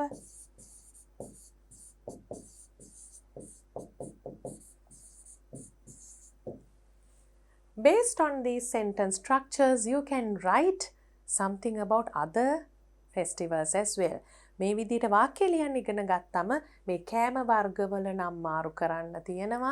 එහෙම නැත්නම් අපි කරන දේවල් මාරු කරන්න තියෙනවා. හැබැයි වාක්‍ය ගොඩනගන විදිය සමානයි. වෙනත් උත්සවයක් ගැන වුණත් එතකොට පුතාලට ලියන්න පුළුවන් වෙනවා. හොඳට ප්‍රැක්ටිස් කරන්න මේ විදිහට සෙන්ටන්ස් එකක් ගොඩනගන විදිය, කන්ස්ට්‍රක්ට් කරන විදිය. I have given you a bit long sentences. You can write shorter sentences, but it's better if you can say a few more things than what you can say from a short sentence, because it's a group activity. Here we see the pictures, and here also we see beautiful pictures of New Year and Independence Day, and also Christmas, the national flag. මෙතනත් පේනවා අවුරුදු උත්සවයක් ගැන අපි කතා කරා. රබන් ගහනවා, උන්චිලි පදිනවා වගේ දේවල් වෙනවා එතනදී. And here you see a Christmas cake, and also you see milk rice here. You eat it all the time, I know, but when it is New Year time, it's a very special food. That's what you start with. මතකයි නේද? auspicious time එක අපි කිව්වේ නැකත් වෙලාව.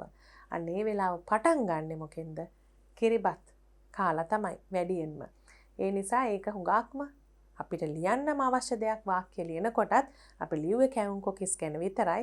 හැබැයි පුතාලට ඒ food items මාරු කරලා මං කිව්වේ අර සෙන්ටන්ස් ස්ට්‍රක්චර් එක ඉගෙන ගත්තම අපිට අවශ්‍ය ෆුඩ් අයිටම්ස් දාලා අපිට අවශ්‍ය ගේම්ස් වල නම් දාලා ඒ දේවල් වෙනස් කරන්න පුළුවන්. නමුත් කන්ස්ට්‍රක්ට් කරන විදිය ඉගෙන ගන්න ඕනේ සෙන්ටන්ස් එක. Now we have activity 7. Once again you see something very interesting here. I like all these pictures. Do you play these games these days? මේ දවස්වල ඔයගලන් මේ සෙල්ලම් කරනවද? මං මේ දවස්වල කිව්වේ පුතාලා මේ කාලේ මේවා කරනවද කියන එක. ඒ කියන්නේ සමහර ගේම්ස් කාලයක් යනකොට නැති වෙනවා. ඒ කියන්නේ එහෙම නැත්තම් නැති වෙනවට වඩා ඒකේ පොපියුලැරිටි එක, ජනප්‍රියත්වය අඩු වෙන්න පුළුවන්. වෙන වෙන ගේම්ස් වලට යන්න පුළුවන්. But these are very simple and enjoyable games. I hope you play them. If you don't, try and play them. Read the given descriptions about children's games and match them with the pictures. It's very interesting to match them with the pictures. Now, those who know what these games are can do this activity very easily. Otherwise, we have to read and see. Anyway, we have to read and see to learn words and learn the way of expressing different things. Hopscotch. It's believed that hopscotch was first played in ancient Rome. First played. It is believed කියන එකයි first played කියන එකයි පුතාලට තේරෙනව නේද? ඒ කියන්නේ අපිට අතීතයෙන් ලැබෙන තොරතුරු අනුව යම්කිසි විශ්වාසයක් තියෙනවා ඉස්සෙල්ලම මේක ප්ලේ කරේ, සෙල්ලම් කරේ ancient Rome වල කියලා. තාම ඈත අතීතේ රෝමේ කියලා. It can be played alone or with several players. තනියෙන් හෝ අපි බලන්න මේ or එක දෙපැත්තේ තියෙන්නේ alone or with several players. තනිවම හෝ කිහිප දෙනෙක් එක්ක. First, children draw a hopscotch grid. The grid consists of numbered rectangles on the floor. The grid අපි consists of කියන එකේ තේරුම දැනගන්න ඕනේ. සමන්විත වෙන්නේ. ඒ කියන්නේ මේක හැටියට නම් අපිට දැන් පින්තූරය අඳුර ගන්න ලේසි. මොකෙන්ද? rectangles අඳිනවා. ඒ ඍජු කෝණාශ්‍රාකාර ඒ කොටු අඳිනවා කියන එක පොළවේ කියනකොටම පින්තූරය මැච් කරගන්න පුළුවන්. Then they toss a small object, a flat stone, to land on the rectangles and hop and jump through the diagram to retrieve it. ඒ කියන්නේ jump කරගෙන hop කරගෙන යනවා මුළු diagram එක පුරාම අර පොඩි කෑල්ල ගන්න, object එක ගන්න. එතකොට මෙතන තමයි ඒක තියෙන්නේ.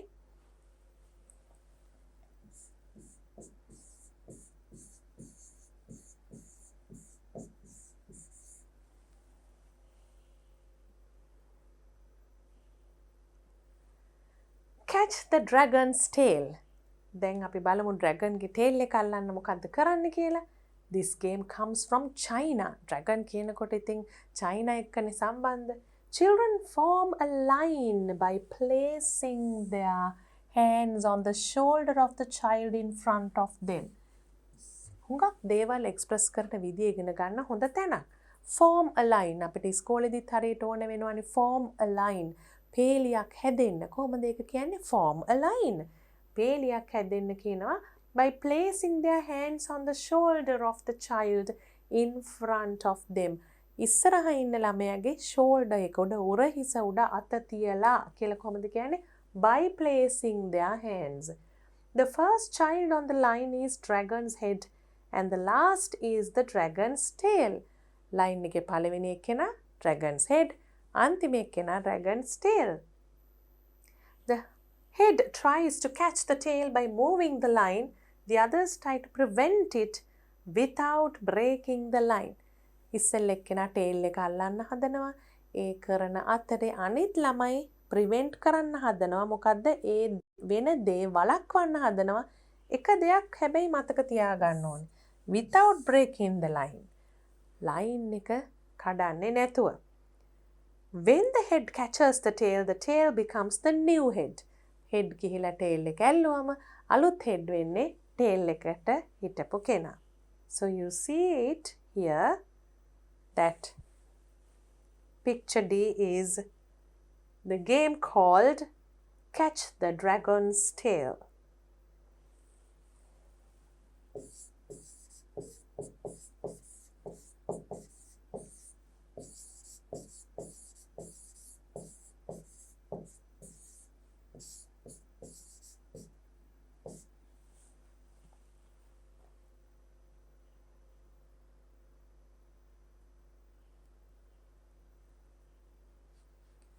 Cat's Cradle. This is a string game. Children put their fingers through looped string to create different shapes.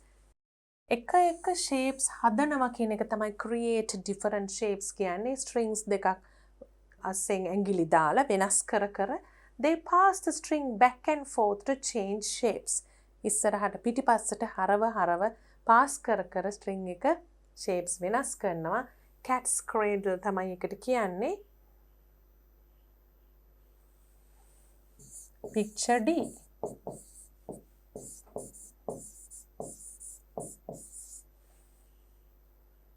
Then you have another one. Tic-tac-toe.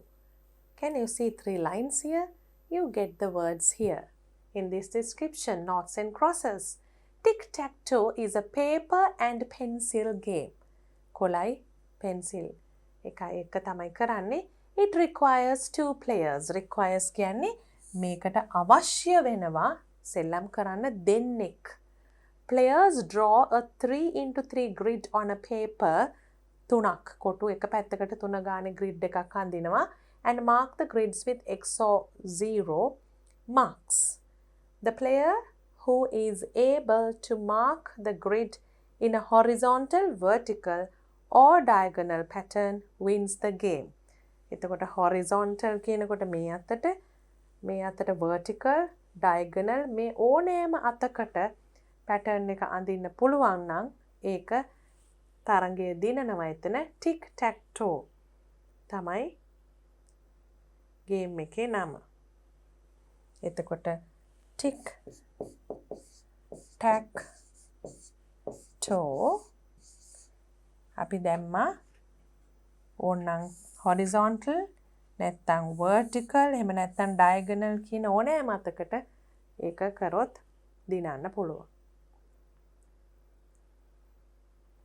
And now we are moving on to a different activity. පොඩ්ඩක් වෙනස් දෙයකට දැන් යනවා. අපි Children's Day celebrations ගැන කතා කරා. ඊට පස්සේ festivals වලදී ළමයි මොනවද කරන්න කියලා කතා කරා. මොන වගේ games ද ළමයි කරන්න කියලා කතා කරා. දැන් ටිකක් වෙනස් දෙයක්. අපි ඒත් ළමයි ගැන කතා කරනවා. වෙන දෙයක්ත් හොඳට මතක තියාගන්න ගමන්ම.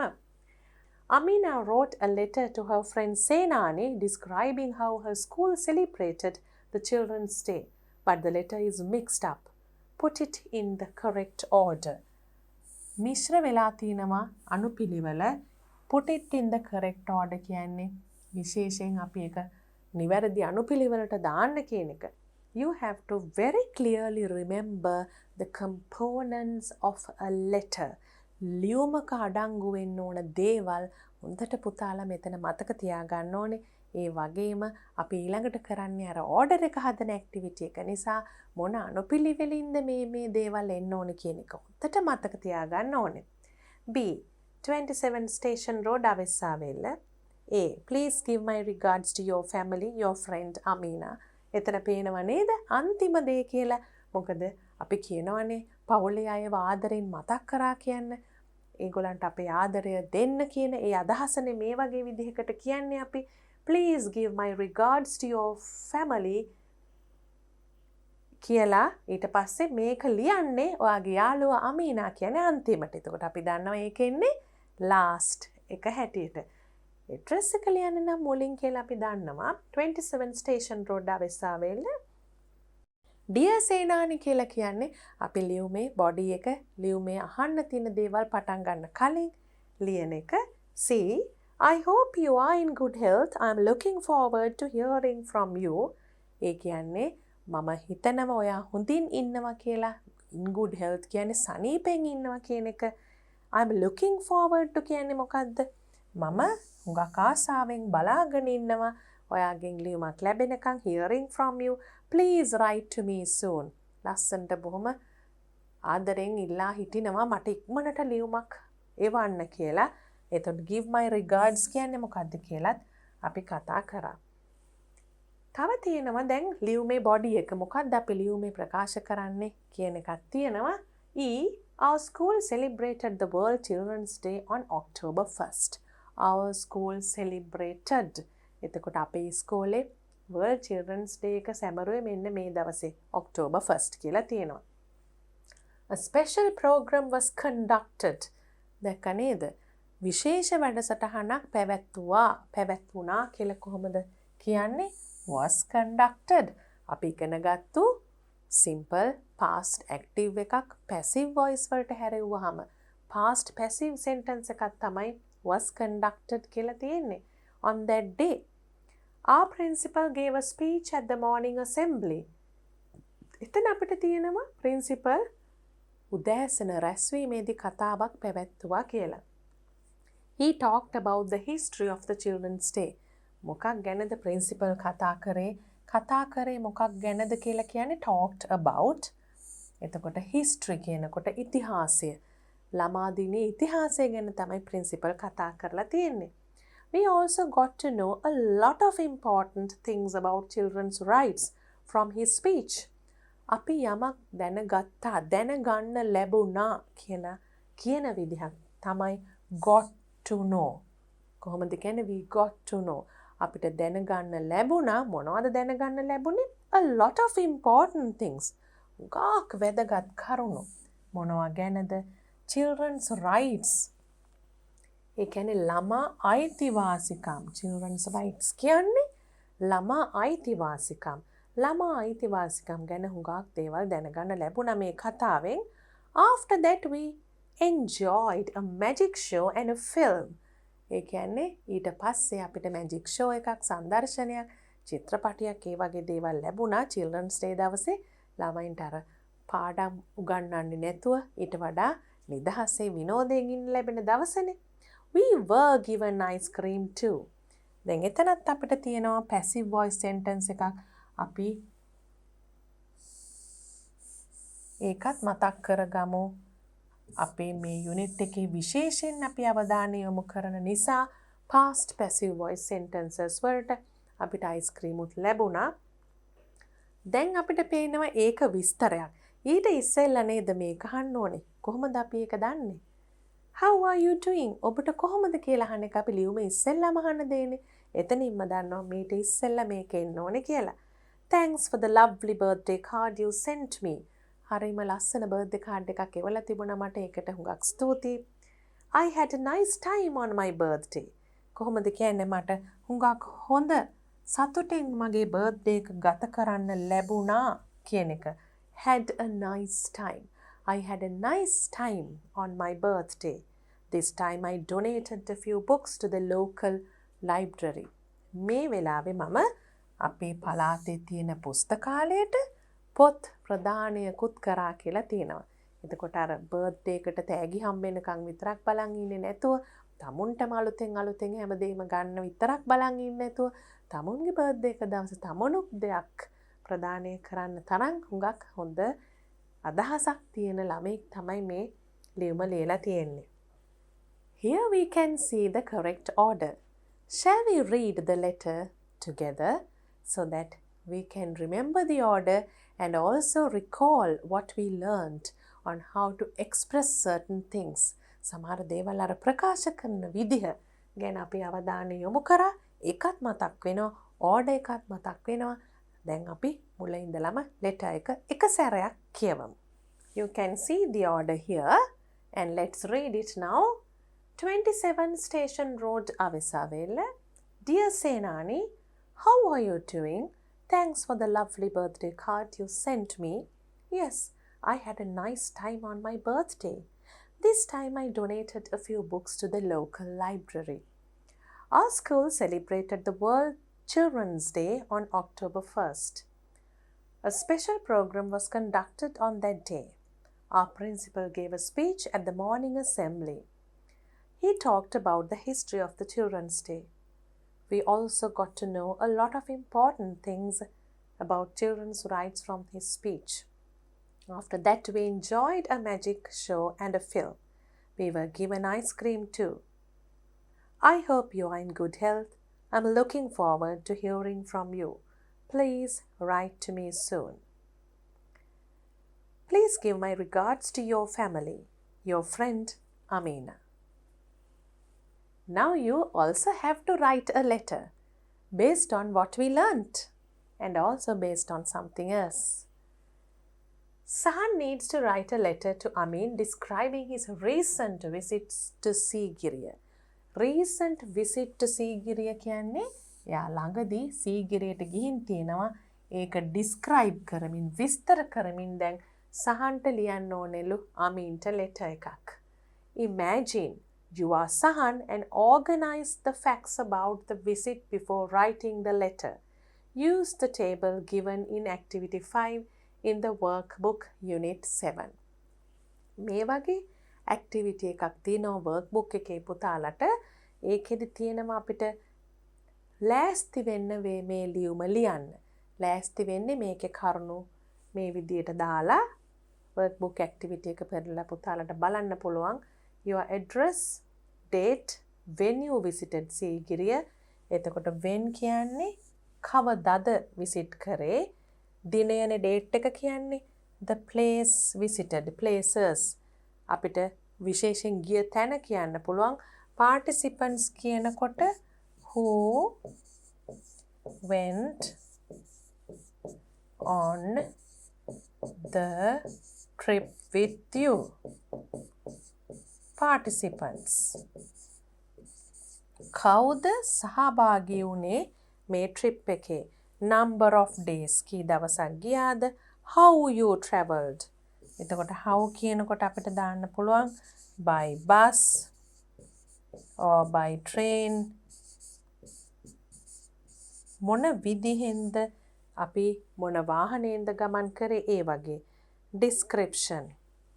එතකොට විස්තරය what you saw මොනවද දැක්කේ මොනවද කරේ කියන එකත් අපිට එතනට include කරන්න පුළුවන්.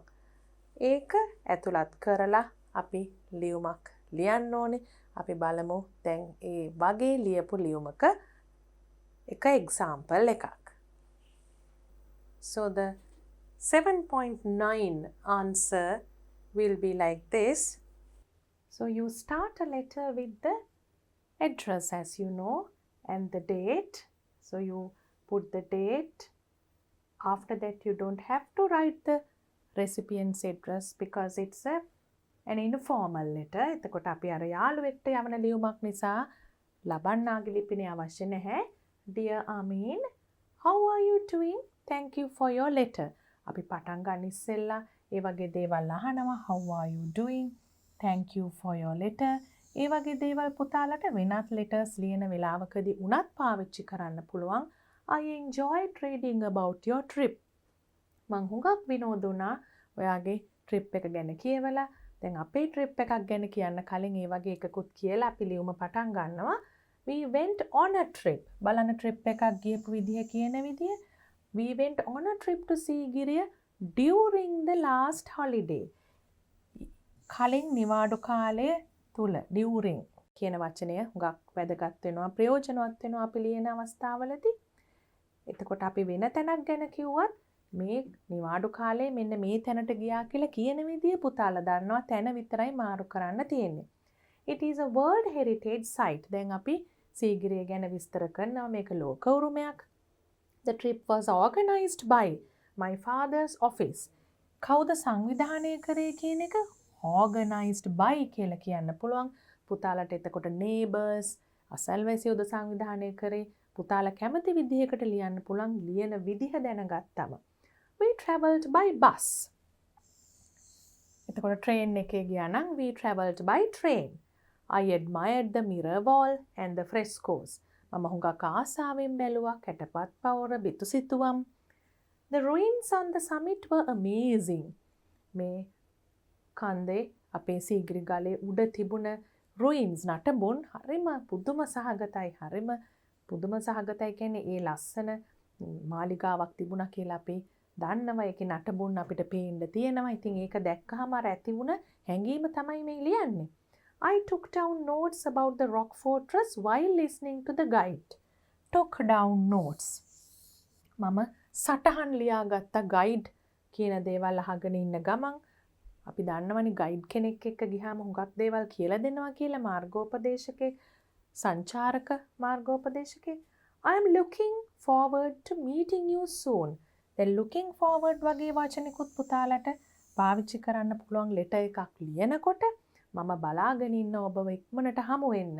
Please visit us with your parents. අන්තිමට දානවා අපිත් එක්ක අපේ ගෙදර එන්න parents ලත් එක්ක. Give my regards to your family. ඒකත් ඕනෑම ලියුමක් අපිට ඉවර කරන වෙලාවට දාන්න පුළුවන්. Informal letter එකක් අපි පවුලේ ආදරෙන් මතක් කරා කියන්න කියලා කියනවා. Your friend සහන්. එතකොට අපි මෙතන පේනවා informal letter එකක් ලියනකොට අපිට අවශ්‍ය වෙච්ච දේවල් අපි මෙතන address එකක් ලිව්වා. ඒ වගේම date එක ලිව්වා. salutation එකක් dear කියලා අපි කාටද කතා කරන්නේ කාටද ආමන්ත්‍රණය කරන්නේ කියලා ලිව්වා. ඊට පස්සේ මෙතන අපි introduction එකක් වගේ පොඩි sentence එකක් ලියලා තමයි මේ සම්පූර්ණ විස්තරය කියන තැනට යන්නේ. අපි body එකට යන letter එකේ මෙතන conclusion එකක් අවසන් කරන ආකාරයකුත් වෙනම පුතාලට පේන්න තියෙනවා. ඊපස්සේ your friend සහන් කියලා අපිට ඉවර කරන්න පුළුවන්. thank you වගේ දේවල් අපි කියන්නේ නැහැ formal letter එකකදී වගේ. මේ විදියට පුතාලට letter එකක් ලියන්න පුළුවන් සරලවම තමයි මේ ලියලා තියෙන්නේ. ගිය තැන මාරු කරන්න පුළුවන් දවස් මාරු කරන්න පුළුවන්. හැබැයි කියන විදිය පුතාලා දන්න හින්දා මේ විදිය letter එකක් ලියන්න පුළුවන්. Read the story and find the correct answers to the questions given below. දැන් පුතාලා ලියුමක් ලිව්වා. දැන් කරන්නේ story එකක් කියවන එක. Do you like to read stories? It's very interesting to read stories because you learn life lessons. අපි කතාවක් කියවනකොට එක එක lessons, ඒ කියන්නේ එක එක පාඩම් ඉගෙන ගන්නවා. ඒ වගේම story එකක් ලියන්නත් පුතාලට activities එනවා. story එකක් ලියන විදිය ගැනත් idea එකක් ගන්න පුළුවන්. So you can read this story, learn something about life, certain experiences of people, learn words and certain ways of expressing things, and also how to write a story. ඒ වගේ කීපයක් දේවල් ඉගෙන ගන්න පුළුවන් ස්ටෝරි එකක් කියවලා තේරුම සාකච්ඡා කරලා ඒකෙන් අදහස් වෙන්නේ මොකක්ද කියලා ඉගෙන ගත්තම. A city boy on the farm. Farm එකක ඉන්න නගරයෙන් ආපු ළමෙක්. Peter Smith was an Australian boy. He lived in a big city with his parents. හොඳ ලොකු සිටි එකක පේරන්ස්ලා දෙමාපියෝ එක්ක ජීවත් වුණා. Unfortunately, when Peter was 8 years old, both his parents passed away. හරිම අවාසනාවන්ත විදිහට එයාට අවුරුදු 8ක් වෙලා ඉන්නකොට දෙමාපියෝ මිය ගියා. So Peter was sent to live with his uncle and aunt in the country. එතන country කියන්නේ රට කියන එක නෙවෙයි ගම කියන එක. ගම් පළාතක ඉන්න අංකල් ආන්ටි එක්ක එයාට ජීවත් වෙන්න යන්න වුණා. They owned a farm with a lot of animals. Owned කියන්නේ ඒගොල්ලන්ට අයිතියක් තිබුණා. ගොවි පොලක හුඟක් සත්තු හිටියා. As Peter had always lived in the city, then Peter ජීවත් වෙලා තියෙන නගරේනේ. He was not used to animals. Always කියන්නේ දිගටම ජීවත් වෙලා තිබුණ නගරේ not used to කියන්නේ යාට කිසිම පුරුද්දක් තිබුණේ නැහැ සත්තු ගැන. මොකද ෆාම් එකක ජීවත් වීම හුඟක් වෙනස්. සත්තුත් එක්ක ඉන්න ඕනේ. සත්තුන්ව දිගටම දකිනවා, සත්තුන්ට කන්න දෙනවා, ඒගොල්ලන්ගේ ක්‍රියාකාරකම් එක්ක ඉන්න ඕනේ ගොවි පොලේ. He did not like to go near them. එක හේතු නිසා අර සත්තු ළඟට යන්න කැමති වුණේ නැහැ. විශේෂයෙන්ම මේ නුපුරුදු බව නිසා. He was afraid of. බලන්න පුතාලා යමක් ගැන බයයි නම් කොහොමද කියන්නේ? Afraid of. යමක් පුරුදු නැත්තම් මොකද්ද කියන්නේ? Not used to. යමකට අපි හුරු වෙලා නැත්තම් not used to. යමක් සම්බන්ධයෙන් අපේ බයක් තියෙනවා නම් afraid of. දැන් සමහරව ඉන්නවනේ කැරපොත්තොන්ට බයයි. මකුළුවොන්ට බයයි. කොහොමද ඔවා කියන්නේ? I'm afraid of cockroaches. I'm afraid of spiders. ඒ හැක එක්කෙනාට එක එක බයවල්නේ තියෙන්නේ. සමහරුන්ට තියෙනවා උස්ථානවල ඉන්න බයක්. පුතාලා අහලා බලන්න. පොඩි ළමයි නම් එච්චර බය නැහැ. ලොකු අය ඉන්නවා උස්තැන්වල ඉන්න උඩ ඉඳන් බිම height එකකින් බිම බලන්න බය අය. එතකොට කියනවා I'm afraid of heights. මම උස්ථාන සම්බන්ධයෙන් මගේ බියක් තියෙනවා කියලා. I'm afraid of darkness. මම මේ කළුවරට හරි බයයි. අන්න ඒ වගේ කියන විදි බලන්න පුතාලා ඒවත් ඉගෙන ගන්න කතාවේ හරය ගන්න ගමම්ම වචන ඉගෙන ගන්න ගමම්ම he was afraid of horses the most. වැඩිපුරම දැන් අර හැම සතාටම අකමැති වුණාට බය පැත්ත වැඩි උනේ කවුරු ගැනද? අශ්වයෝ ගැන. The most. They seemed so big and powerful. Seemed ඒගොල්ලන්ව ආත්ම ලොකුයි ශක්තිවත්යි වගේ තමයි පෙවුනේ. Strong, powerful. His uncle noticed this and gave him a small, well-mannered horse called Lightfoot. Noticed. යමක් හොඳට බලාගත්තා, තේරුම් ගත්තා, නෝට් කරගත්තා කියලා අපි කියන්නේ. මෙහෙම වෙන්න ඕනේ මෙයා අශ්වයන්ට බයයි. අන්න ඒ විදිහට දැනෙච්ච එක තමයි මේ noticed කියලා කියන්නේ. එතකොට අංකල්ට තේරුණා මෙයාගේ දැන් මේ අශ්වයන්ට බයක් තියෙනවා කියලා. හරිම හොඳින්ම හැසිරෙන horse කෙනෙක් දුන්නා. Lightfoot තමයි යාගේ නම. පුංචි හොඳට හැසිරෙන horse කෙනෙක්. But Peter could not get rid of his fear. ඒක තවත් කියන විදිහක් අපිට මේ බයෙන් අහක් වෙන්න බැරි වුණා, අයින් වෙන්න බැරි වුණා කියන එක. මේ කොච්චර හොඳ well mannered horse කෙනෙක් දුන්නත් අර පීටට සත්තු ගැන විශේෂයෙන් horseලා ගැන තිබුණ බය අයින් කරගන්න බැරි වුණා. කොහොමද ඒක කියන්නේ? Could not get rid of. Could not get rid of කියන එක. Every time he got on the horse, he trembled. හරිම නිකන් වේවුලුවා. සලිත වුණා. අර ගාක් බය වුණාම එන රියැක්ෂන් එකක් නේ ඒක. මේ අශ්වයා පිටේ නැග්ගම. He could not ride well. හොඳට අශ්වයා පදින්න බෑ. This made his uncle sad because he wanted Peter to inherit the farm after him. පීටර්ට තමයි උරුම වෙන්න තිබ්බේ ගොවිපොළ. අංකල්ට එහෙම තමයි ඕන උනේ ඉන්හෙරිට් වෙනවා එතකොට පීටර්ට යාගේ ෆාම් එක. ඉතින් ඒ නිසා මේ ෆාම් එකක් ඉන්හෙරිට් වෙලා හෝස්ලට කැමති නෑ කිව්වම හරි අමාරුයිනේ. ඒ වැඩේ කරන්න ඉතින් අංකල්ට හරි දුක හිතුණා ඔක ගැන. කොහොමද දුක හිතුණා කියලා කිව්වේ? His uncle, this made his uncle sad. මේ දේ අංකල්ව දුකට පත් කරා. Made his uncle sad. One day, Peter's uncle and aunt had to visit a sick neighbor. අසනීපෙන් හිටපු අසල්වැසියෙක් බලන්න යන්න වුණා දවසක්. The two farm hands, John and Rob, were working in the fields. දැන් John and Rob කියලා උදව්වට දැන් දෙන්නෙක් වැඩ කර කර හිටියා මේ වෙලාවේ ෆීල්ඩ් එකේ. Peter was left alone in the house. තනියෙන් හිටියා කියන්නේ කොහොමද? Left alone. එයාව තනියෙන් දැන් තනි වුණා ගෙදර. ඇයි අංකලු යාන්ටි ගියානේ. Left alone. Left alone. Peter was left alone in the house. It was a very warm day. උණුසුම් දවසක්. There had been no rain for some time. යම්කිසි කාලයකටම වැස්ස වැහැලා තිබුණේ නැහැ. Peter walked towards the garden to get some air. දැන් Peter වත්තට එළියට ගියා පොඩි හොඳ වාතාශ්‍රයක් ලබන්න කියලා. Suddenly, කපාරටම he saw smoke coming out from the field of grass behind the stables. අශ්වයෝ ඉන්න ස්ථාලවලට පිටිපස්සෙන් smoke එකක් දුමක් එනවා වගේ දැක්කා. Peter realized it could be the beginning of a forest fire. Peter තේරුම් ගත්තා මේක forest fire එකක කැලෑවේ ඇති වෙන්න පුළුවන් ගින්නක ආරම්භයක් කියලා දැනගත්තා. He knew such fires were dangerous and could burn the land for many miles. එයා දැනගෙන හිටියා මෙහෙම ගින්නක් ඇති වුණොත් ලැබු ගින්නක් වගේ පැතිරිලා යනවා. හැත්තක්ම ගණනාවක් පැතිරිලා යනවා ගින්න කියන එක මේක භයානකයි කියන එකත් දැනගෙන හිටියා Peter. Peter knew the horses were in the stables. දැන් අශ්වයෝ ටිකත් ස්ථාලයේ ඇතුලේ ඉන්නවා කියලා Peter දැනගෙන හිටියා. He realized he had to save them somehow. කොහොමද ඒකේ තේරුම සාකච්ඡා කරොත් අපි මොකක්ද ඒකට කියන්නේ? Save them somehow. කෙසේ හෝ මේගොල්ලන්ව බේර ගන්න ඕනේ කියලා හිතුවා. Somehow I have to pass the exam. Somehow pass the exam. කෙසේ හෝ මම විභාගයේ සමත් විය යුතුයි. අන්න ඒ වගේ තැන්වලදී මේ somehow කෙසේ හෝ කියන එක පාවිච්චි කරන්න පුළුවන් පුතාලට. He realized he had to save them somehow. Peter began to lead them out one by one, all the time talking to them softly to keep them calm.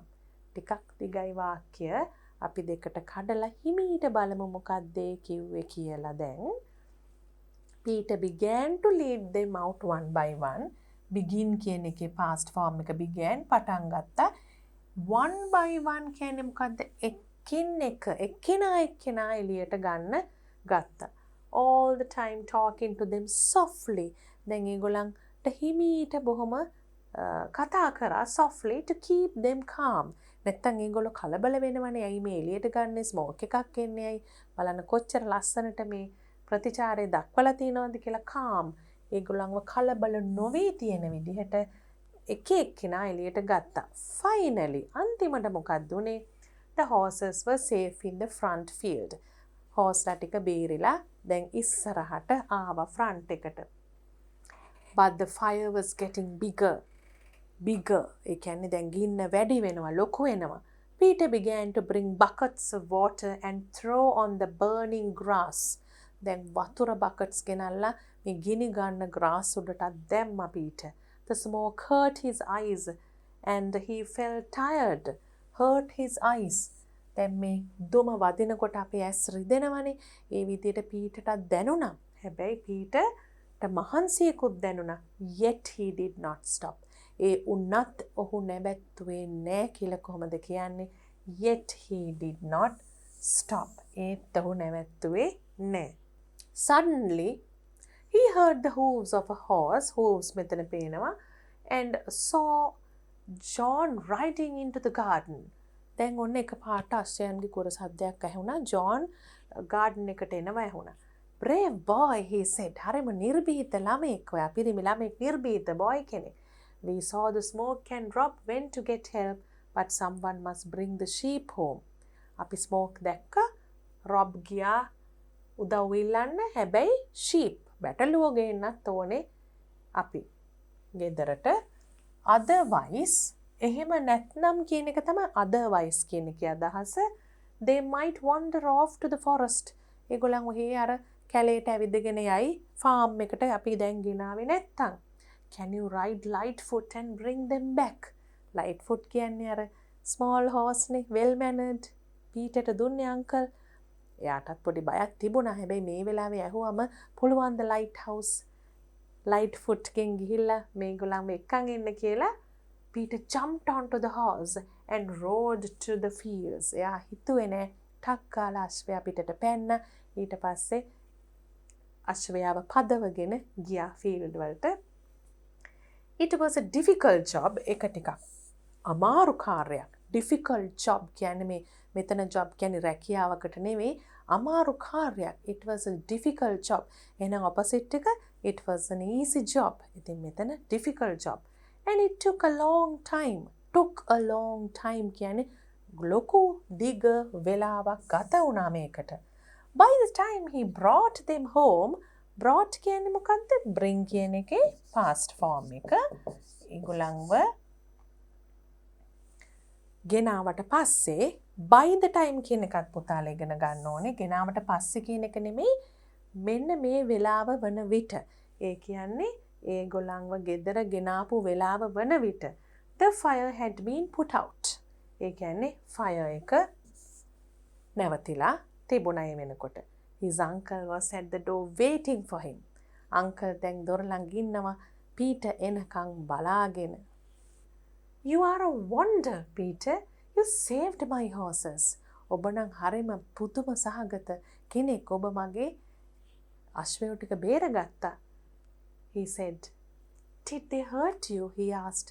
ඔවුන් ඔබට හානියක් කරාද රිදෙව්වද කියලා ඇහුවා. No, they didn't, Peter said. And I'm not afraid of them anymore. එයා කිව්වා නෑ ඒගොල්ලන් මට හානි කරේ නෑ. ඒත් එක්කම හොඳම පණිවිඩය තමයි මම ආයි නම් මින් මතුවට නම් anymore කියන්නේ ඒකයි මින් මතුවට මම ඒගොල්ලන්ට බය නෑ කියලා කිව්වා. ඒ කියන්නේ පීටර් එයාම ක්‍රියාත්මක වුණ වෙලාවක එයාම අත්දැකීමක් ලබා ගත්තා. බයේ ඉන්නේ නැතුව ළඟට ගිහිල්ලා ඒගොල්ලන් එක්ක වැඩ කරලා එක දේවල් වලට ප්‍රශ්නයක් ආපු වෙලාවෙ විසඳුමක් හොයන්න ගිහිල්ලා ඒ ක්‍රියාත්මක වෙච්ච නිසා ප්‍රායෝගිකව ක්‍රියාත්මක වෙච්ච නිසා ඒ තිබුණ අනියත බිය නැති වුණා පීටර්ගේ. ලස්සන කතාවක්, ලස්සන මෙසේජ් එකක්. A beautiful story with a beautiful message. And it is said that it is adapted from Brave Children of Other Lands by E.F. Dot. එතකොට මෙතන තියෙනවා මේ පොතේ පින්තූරෙකුත් බලා ගන්න පුතාලට Brave Children of Other Lands රටවල වීර ළමයි කියලා සිංහල translation එක. So you can read the book and see whether you like the stories. Activity 7.10. Read the story and find the correct answers to the questions given in Activity 7 of the Workbook Unit 7. මේ unit එකේම workbook එකේ 7th activity එකේ answers ලියන්නත් තියෙනවා.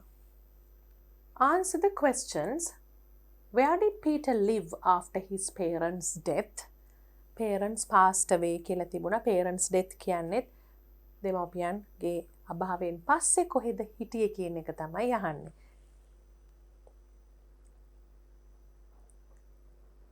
Where do you see the answer? Here you see it.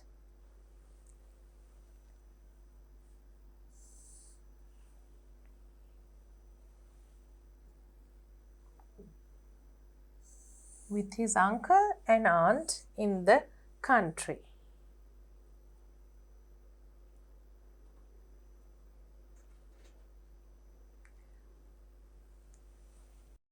Peter lived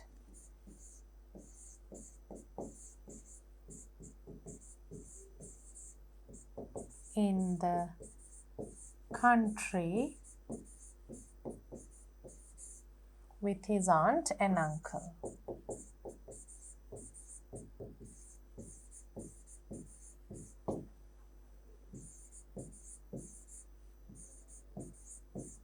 With his aunt and uncle කියන එක නැතුවත් Peter lived in the country කිව්වත් හරි. Why was Peter left alone in the house? අපි කිව්වා left alone කියන්නේ තනිවම හිටියා ගෙදර කියන තේරුම තමයි ඒකේ තියෙන්නේ.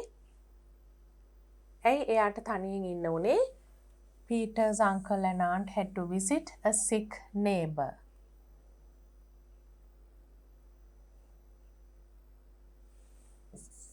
Because Peter's uncle and aunt had to visit a sick neighbor.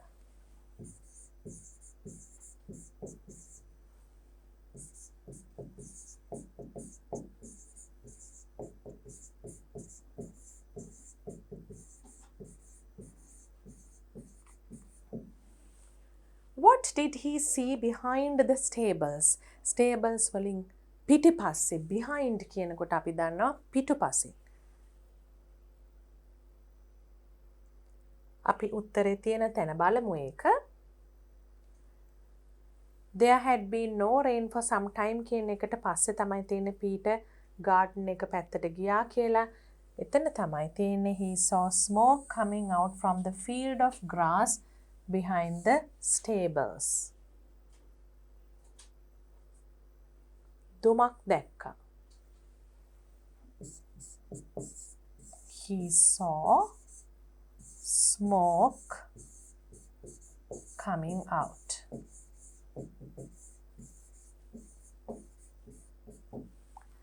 How did Peter try to put the fire out?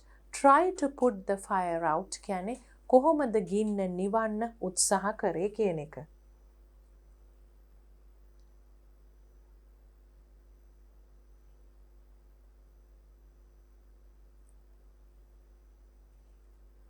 After realizing how dangerous it could be, මේක හුඟක් භයානකයි කියලා තේරුණාට පස්සේ පීටර් මොකද්ද කරේ? Peter began to bring buckets of water and throw on the burning grass. Buckets of water and throw on the burning grass.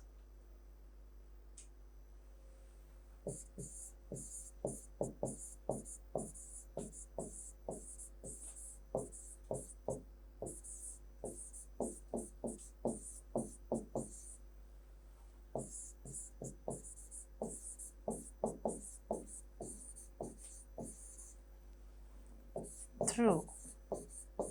Throw එකේ past tense එක through on the burning grass.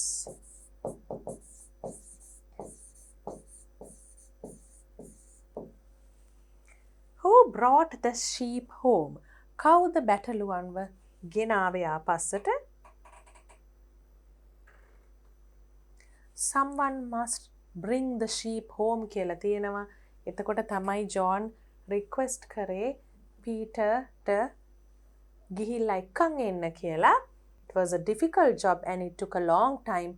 By the time he brought them home. එතකොට මෙතන them කියලා කියන්නේ sheep ගැන තමයි. මොකද ඊට ඉස්සෙල්ලා sentence එකේ sheep ගැනයි අපි කතා කරන්නේ. එතකොට ගින්න නිවිලා මේ වෙනකොට කියලා තියෙනවා. එතනින් අපිට මේ උත්තරය ගන්න පුළුවන්. පීටර් බලන්න ඒකට උත්තරේ ලියන හැටි who කියන කවුද කියන ඒ question word එක අපි දන්නවා. ඒක පීටර් කියන එකෙන් replace කරනවා විතරයි. පීටර් කියලා ලියුවොත් අපිට short answer එක කෙටි උත්තරය එතරින් ඉවරයි. නැත්තම් අපිට ලියන්න පුළුවන් දිගට මේකමයි who කියන එක වෙනුවට නම දැම්ම. Peter brought the sheep home.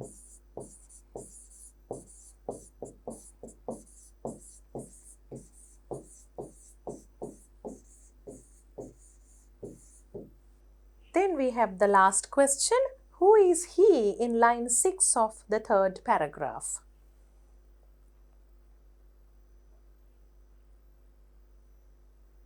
මෙතන තියෙනවා third paragraph එකේ he knew such fires were dangerous and could burn the land for many miles. එතන he කියන්නේ ඉස්සෙල්ලා අපි දන්නවා Peter ගැන තමයි අපි කතා කරේ. Peter realized it could be the beginning of a forest fire. එතකොට he කියන්නේ Peter. එතනට Peter කියලා ලිව්වම ඇති who is he in line 6 කියලා ඇහුවම he වලින් refer වෙන්නේ he වලින් හඳුන්වන්නේ Peterව තමයි. After writing the answers, we are going to do a pronunciation activity. අපි වචන ශබ්ද කිරීම ගැන තියෙන activity එකක් තමයි ඊළඟට කරන්න යන්නේ. Activity 7.11. Read these words aloud with the help of your teacher. දැන් අපි මේ වචන කියන්න ඕනේ හොඳට ශබ්ද නගලා. එතකොට තමයි මේ වචනවල pronunciation හොඳට පුළුවන් වෙන්නේ. Certain words, the vowels are given in colors. අපි බලමු මේ අකුරු දෙක මොන විදිහටද ශබ්ද වෙන්නේ විවිධ වචනවල කියලා. මේ vowels නේ එතකොට ඒ vowels වලට එක එක sounds තියෙනවා. අපි දන්නවා මේකට ඈ තියෙනවා, ආ තියෙනවා, මෙතන ඕ තියෙනවා, ඕ තියෙනවා. ඒ වගේ එක එක sounds තියෙනවනේ මේ vowels වලට. එතකොට මේ වචන අනුව කොහොමද ඒ sounds වෙන්නේ කියලා අපි බලමු. දැන් මෙතන ඕ sound එකක් තියෙනවා. ඕ කියන අකුර තියෙනවා. හැබැයි sound එක ඕ නෙවෙයි. මෙතන මේ අකුර තිබ්බට sound එක ඕ වගේ ඇහෙන්නේ. මෙතන wonder, මෙතන wander, මෙතන worm, මෙතන worm. ස්පෙලිං එක්කම ප්‍රනන්සියේෂන් එක්කම තේරුමත් වෙනස් වෙනවා. wonder, wander, worm, worm, word, ward, work, walk. බලන්න ඒ තේරුමත් වෙනස් වෙන හැටි. work කිව්වොත් අපි වැඩ කරනවා, walk කිව්වොත් ඇවිදිනවා. ඒ විදිහට එක එක තේරුණුත් තියෙනවා මේ වචනවල. හැබැයි අපි මෙතන focus එක pronunciation. Let's read the words aloud once again.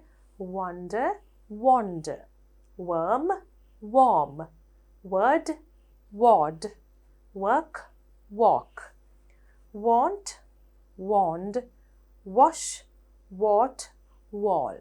බලන්න මෙතන මේ ඒ අකුර ඔක්කොම ආ sound එකට තමයි පාවිච්චි වෙලා තියෙන්නේ. Now find rhyming words to these from the words given above. Blunder, wonder.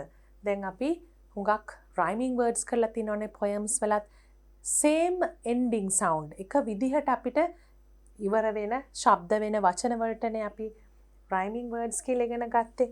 දැන් term කිව්වම අපිට පුළුවන් firm වගේ වචනයක් එතන ලියන්න. එක විදිහට තමයි pronounce වෙන්නේ. term, firm. sword කිව්වොත් lord. lord වගේ වචනයක් පුළුවන් sword එක. tall එක අපිට ball වගේ වචනයක් පුළුවන්. tall, ball. herd කියන එකට bird වගේ pronounce වෙන්නේ herd, bird. perk කිව්වොත් අපිට දාන්න පුළුවන් work වගේ වචනයක්. perk, work. මෙතන අපි blunder, wonder කිව්වා වගේ ponder එකට wander දාන්න පුළුවන්. දැන් පුතාලට පේනවා එකම විදියට sound එක ඇහුණට කොච්චර වෙනස්ද මේ වචනවල spelling කියලා.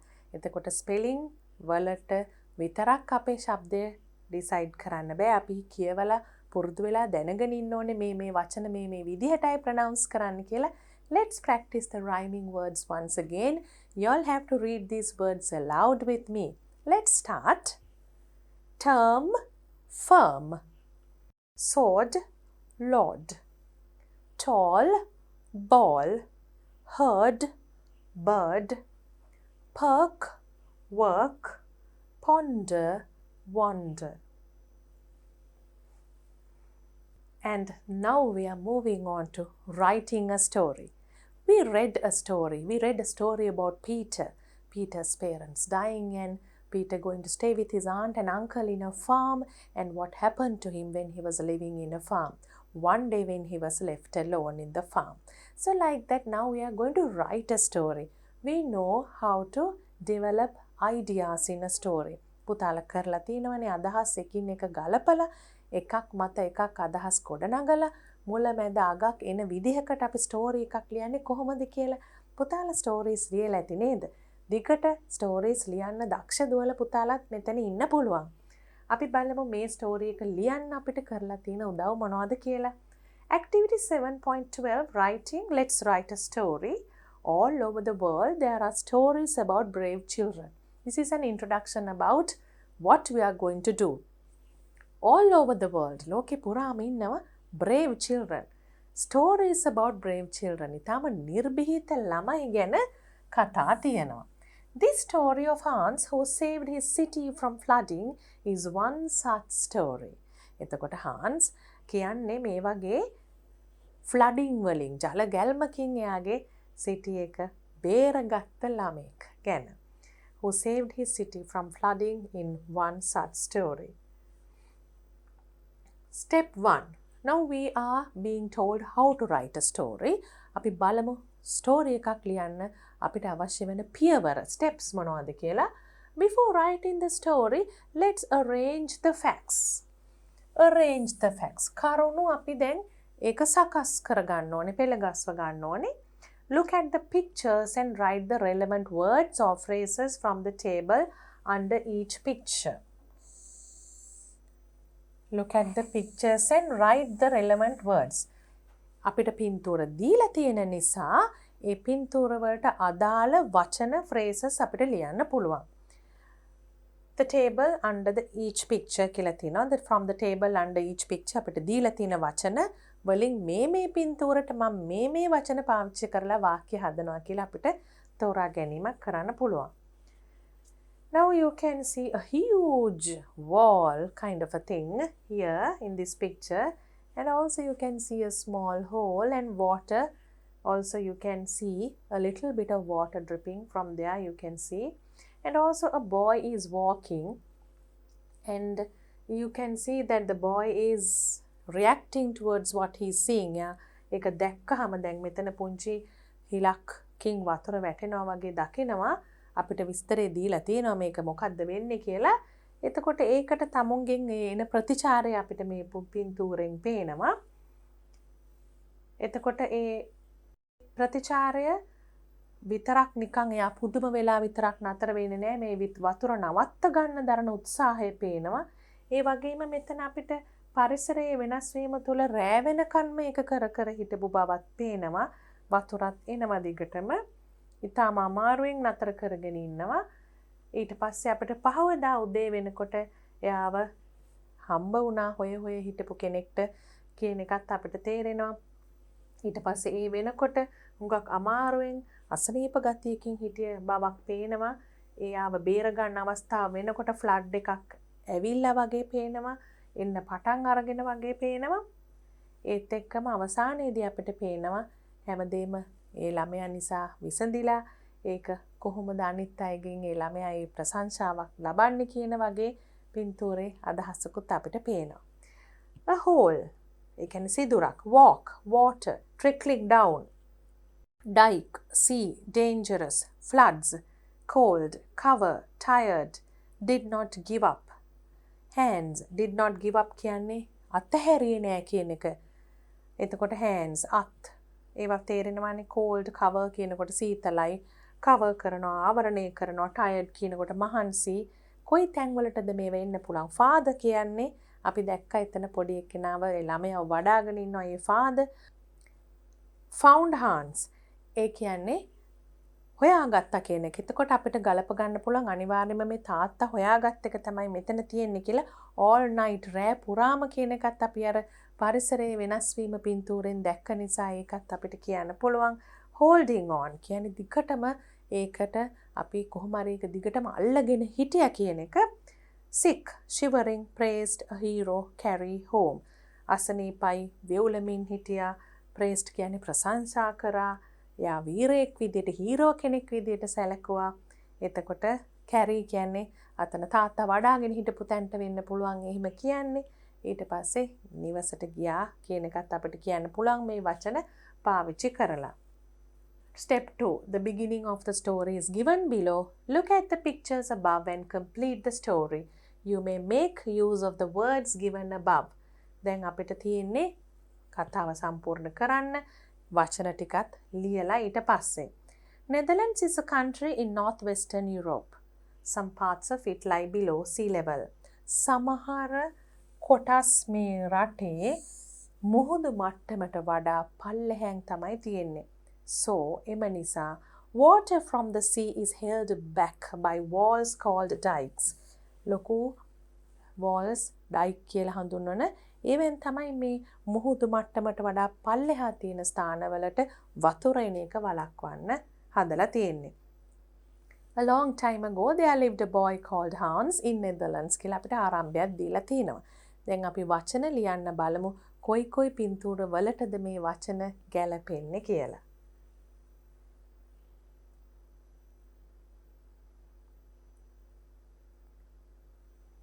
අපිට මේ පින්තූරට දාන්න පුළුවන් praised කියන වචනය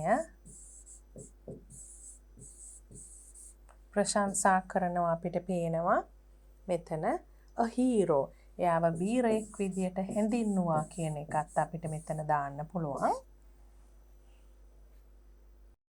Father found Hans කියන එක අපිට දාන්න පුළුවන් මෙතන. Father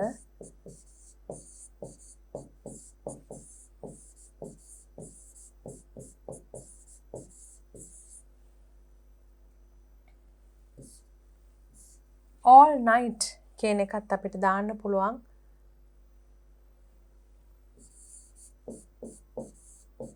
මෙතන පින්තූර තියෙන නිසා එහෙම අල්ලගෙන හිටියා කියන එක. ඒ වගේම අපිට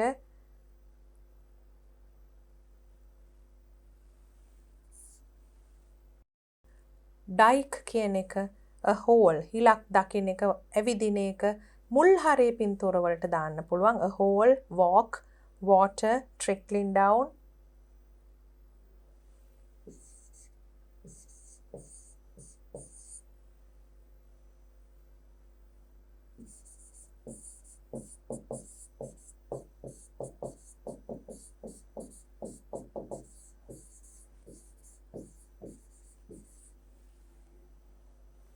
walk කියන එකත් මෙතෙන්ට දාන්න පුළුවන්. මොකද ඇවිදිමින් ඉන්නකොට තමයි මේ සිද්ධිය වෙන්න පටන් අරගෙන තිබුණේ.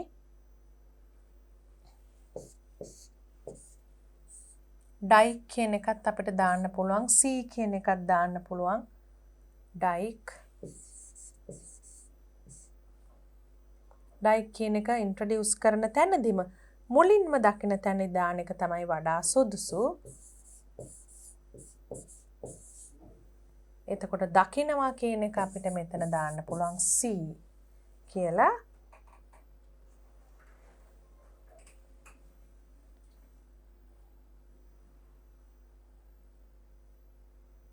dangerous floods cold cover අපිට dangerous කියන එක දාන්න පුළුවන්.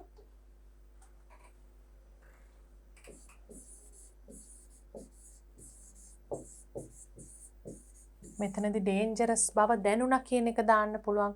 එහෙම නැත්නම් praise කරන තැනදී දාන්න පුළුවන්. මෙයාට හුඟක් අය ප්‍රශංසා කරා dangerous දෙයක් වෙන එක වළක්වා ගත් එක වෙනුවෙන් කියලා එතන දාන්නත් පුළුවන්. cold කියන එක දාන්න පුළුවන් අපිට. යා දිගටම අල්ලගෙන හිටපු තැනදී දැනිච්ච දේවල් වලට.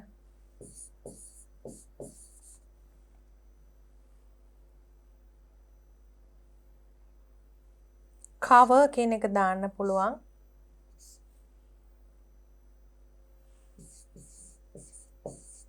යා එතනින් ආවරණය කරගත් එකට. tired ගක් මහන්සියක් දැනුණා ඒත් give up කරේ නෑ. did not give up කියන එක දාන්න පුළුවන් අපිට. tired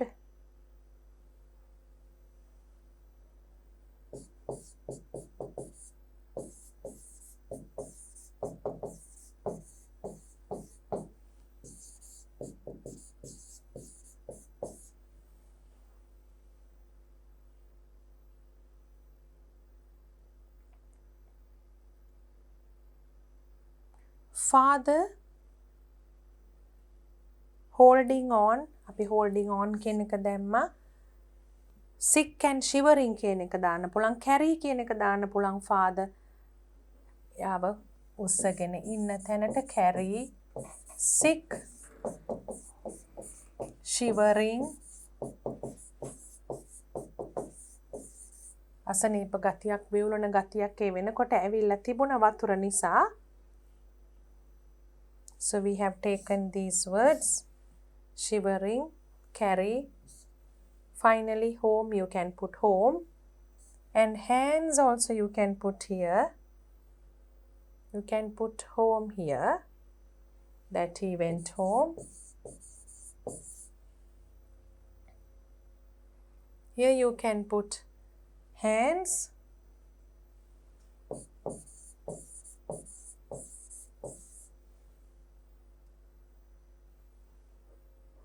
And thus we have used almost all the words Dangerous and floods we can use here. Floods.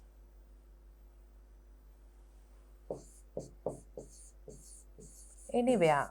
It depends on the type of sentences you write. Floods කියන එක මේ වතුර ගලාගෙන යන හැරි floods එන්න යනවා flood එකක් ඇවිල්ලා ඒ වගේ විවිධ තැන්වලදී අපිට flood කියන වචනේ පාවිච්චි කරන්න පුළුවන්. මේ විදිහට අපි දැන් අපි අවශ්‍ය වචන යොදපු නිසා පින්තූරෙට සම්පූර්ණ කතාවක් කෙටියෙන් සරල වාක්‍ය වලින් ගොඩනගන්නේ කොහොමද කියලා බලමු.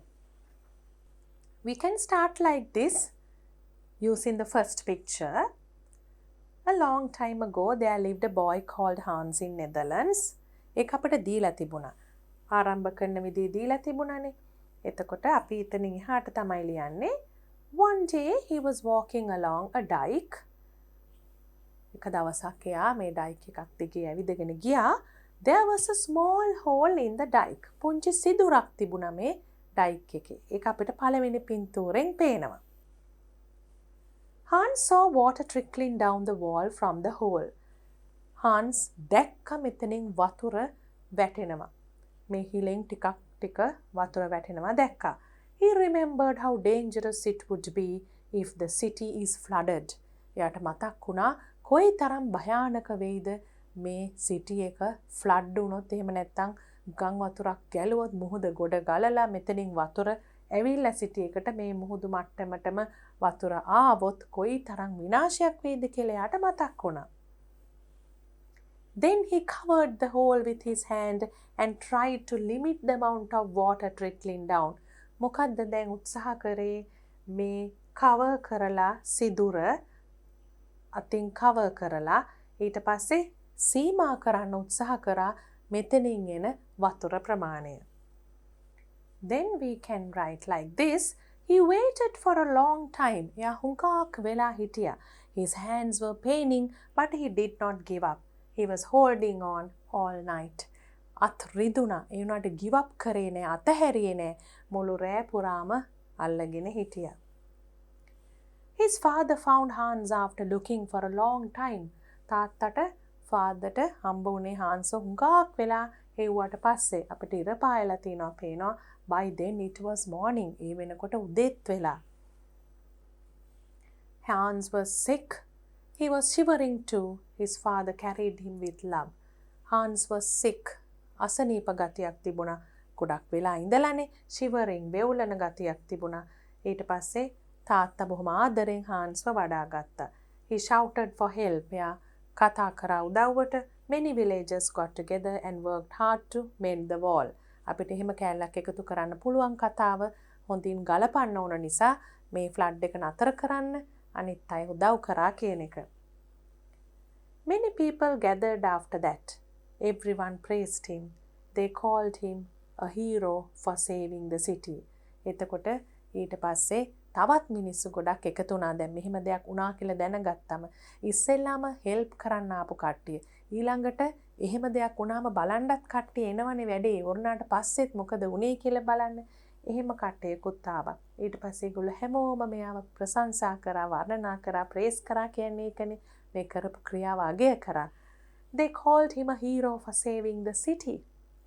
ඒගොල්ලන් එයාව හීරෝ කෙනෙක් විදියට හැඳින්නුවා ඒ සිටි එක බේරගත්ත නිසා. ඊට පස්සේ finally කියලා අන්තිමට තියෙනවා he went home happily. අන්තිමට බොහොම කැමැත්තෙන් ගෙදර ගියා කියලා තියෙනවා. And that's the end of the story. I think you learned how to read, understand and write answers based on a story and also to write a story on your own.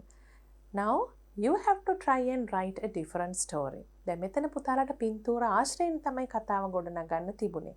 ඒ වගේ තමුන් හිතලත් පින්තූර ඇඳලා story එකක් කරන්නත් පුළුවන්. නැත්නම් story එකක් හිතෙන් ගොඩනගලා ලියන්නත් පුළුවන්. So try and write a story. It's a very interesting activity. Now we can wind up the lesson by recalling what we did. අපි කරපු දේවල් අපි ආපහු චුට්ටක් මතක් කරගෙන විශේෂම දේවල් මතක් කරගෙන අපේ lesson එක අපිට ඉවර කරන්න පුළුවන්.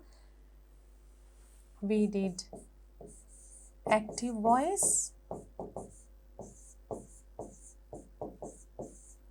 to passive voice.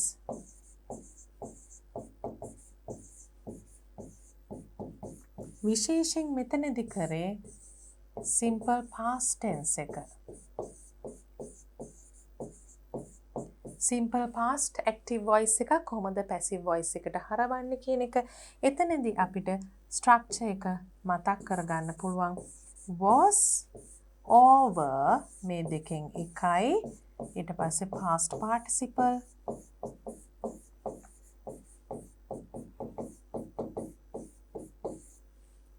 form of the verb.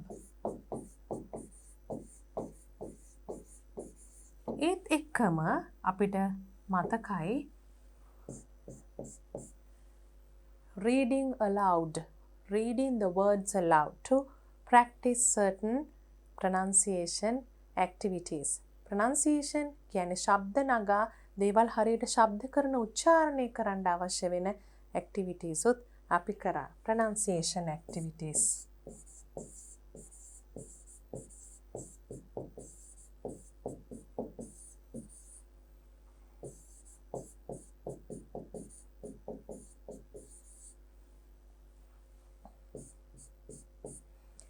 අපි තව කරා ස්ටෝරි සම්බන්ධයෙන් ස්ටෝරි එකක් කියවීම වගේම ස්ටෝරි එකක් ලිවීම.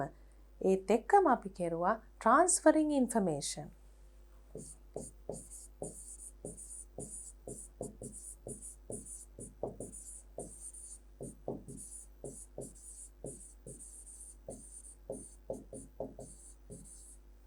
ඒ කියන්නේ transferring information අපි කියවපු passages වලින් කරුණු facts අරගෙන table එකකට කොහොමද ඒ facts දාන්නේ කියන එක කරා. මෙතන pronunciation activity එකේදී විශේෂයෙන්ම කරපු sounds දෙක විශේෂයෙන්ම කරපු අකුරු දෙක අපි සඳහන් කරන්න ඕනේ. ආ වගේ විවිධ sounds ආව අපිට ඒ අකුරෙන්. ඒ වගේම ඕ අකුරෙනුත් විවිධ sounds ආවා. ඒක දෙක තමයි අපි විශේෂයෙන් අද කරේ. ඒ වගේම steps of writing a story.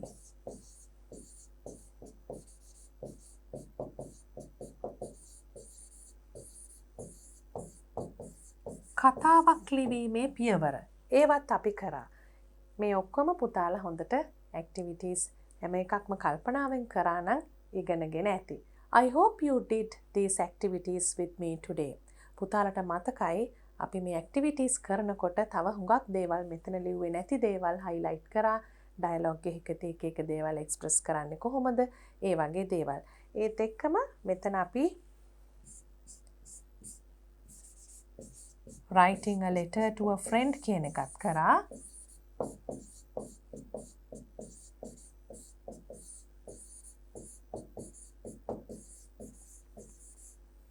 ඒත් එක්කම letter එකක කොටස් order එක මාරු කරලා තිබුණේ ඒවා reorder කිරීමෙන් අපි ඉගෙන ගත්තේ parts of a letter. parts of විශේෂයෙන් an informal letter.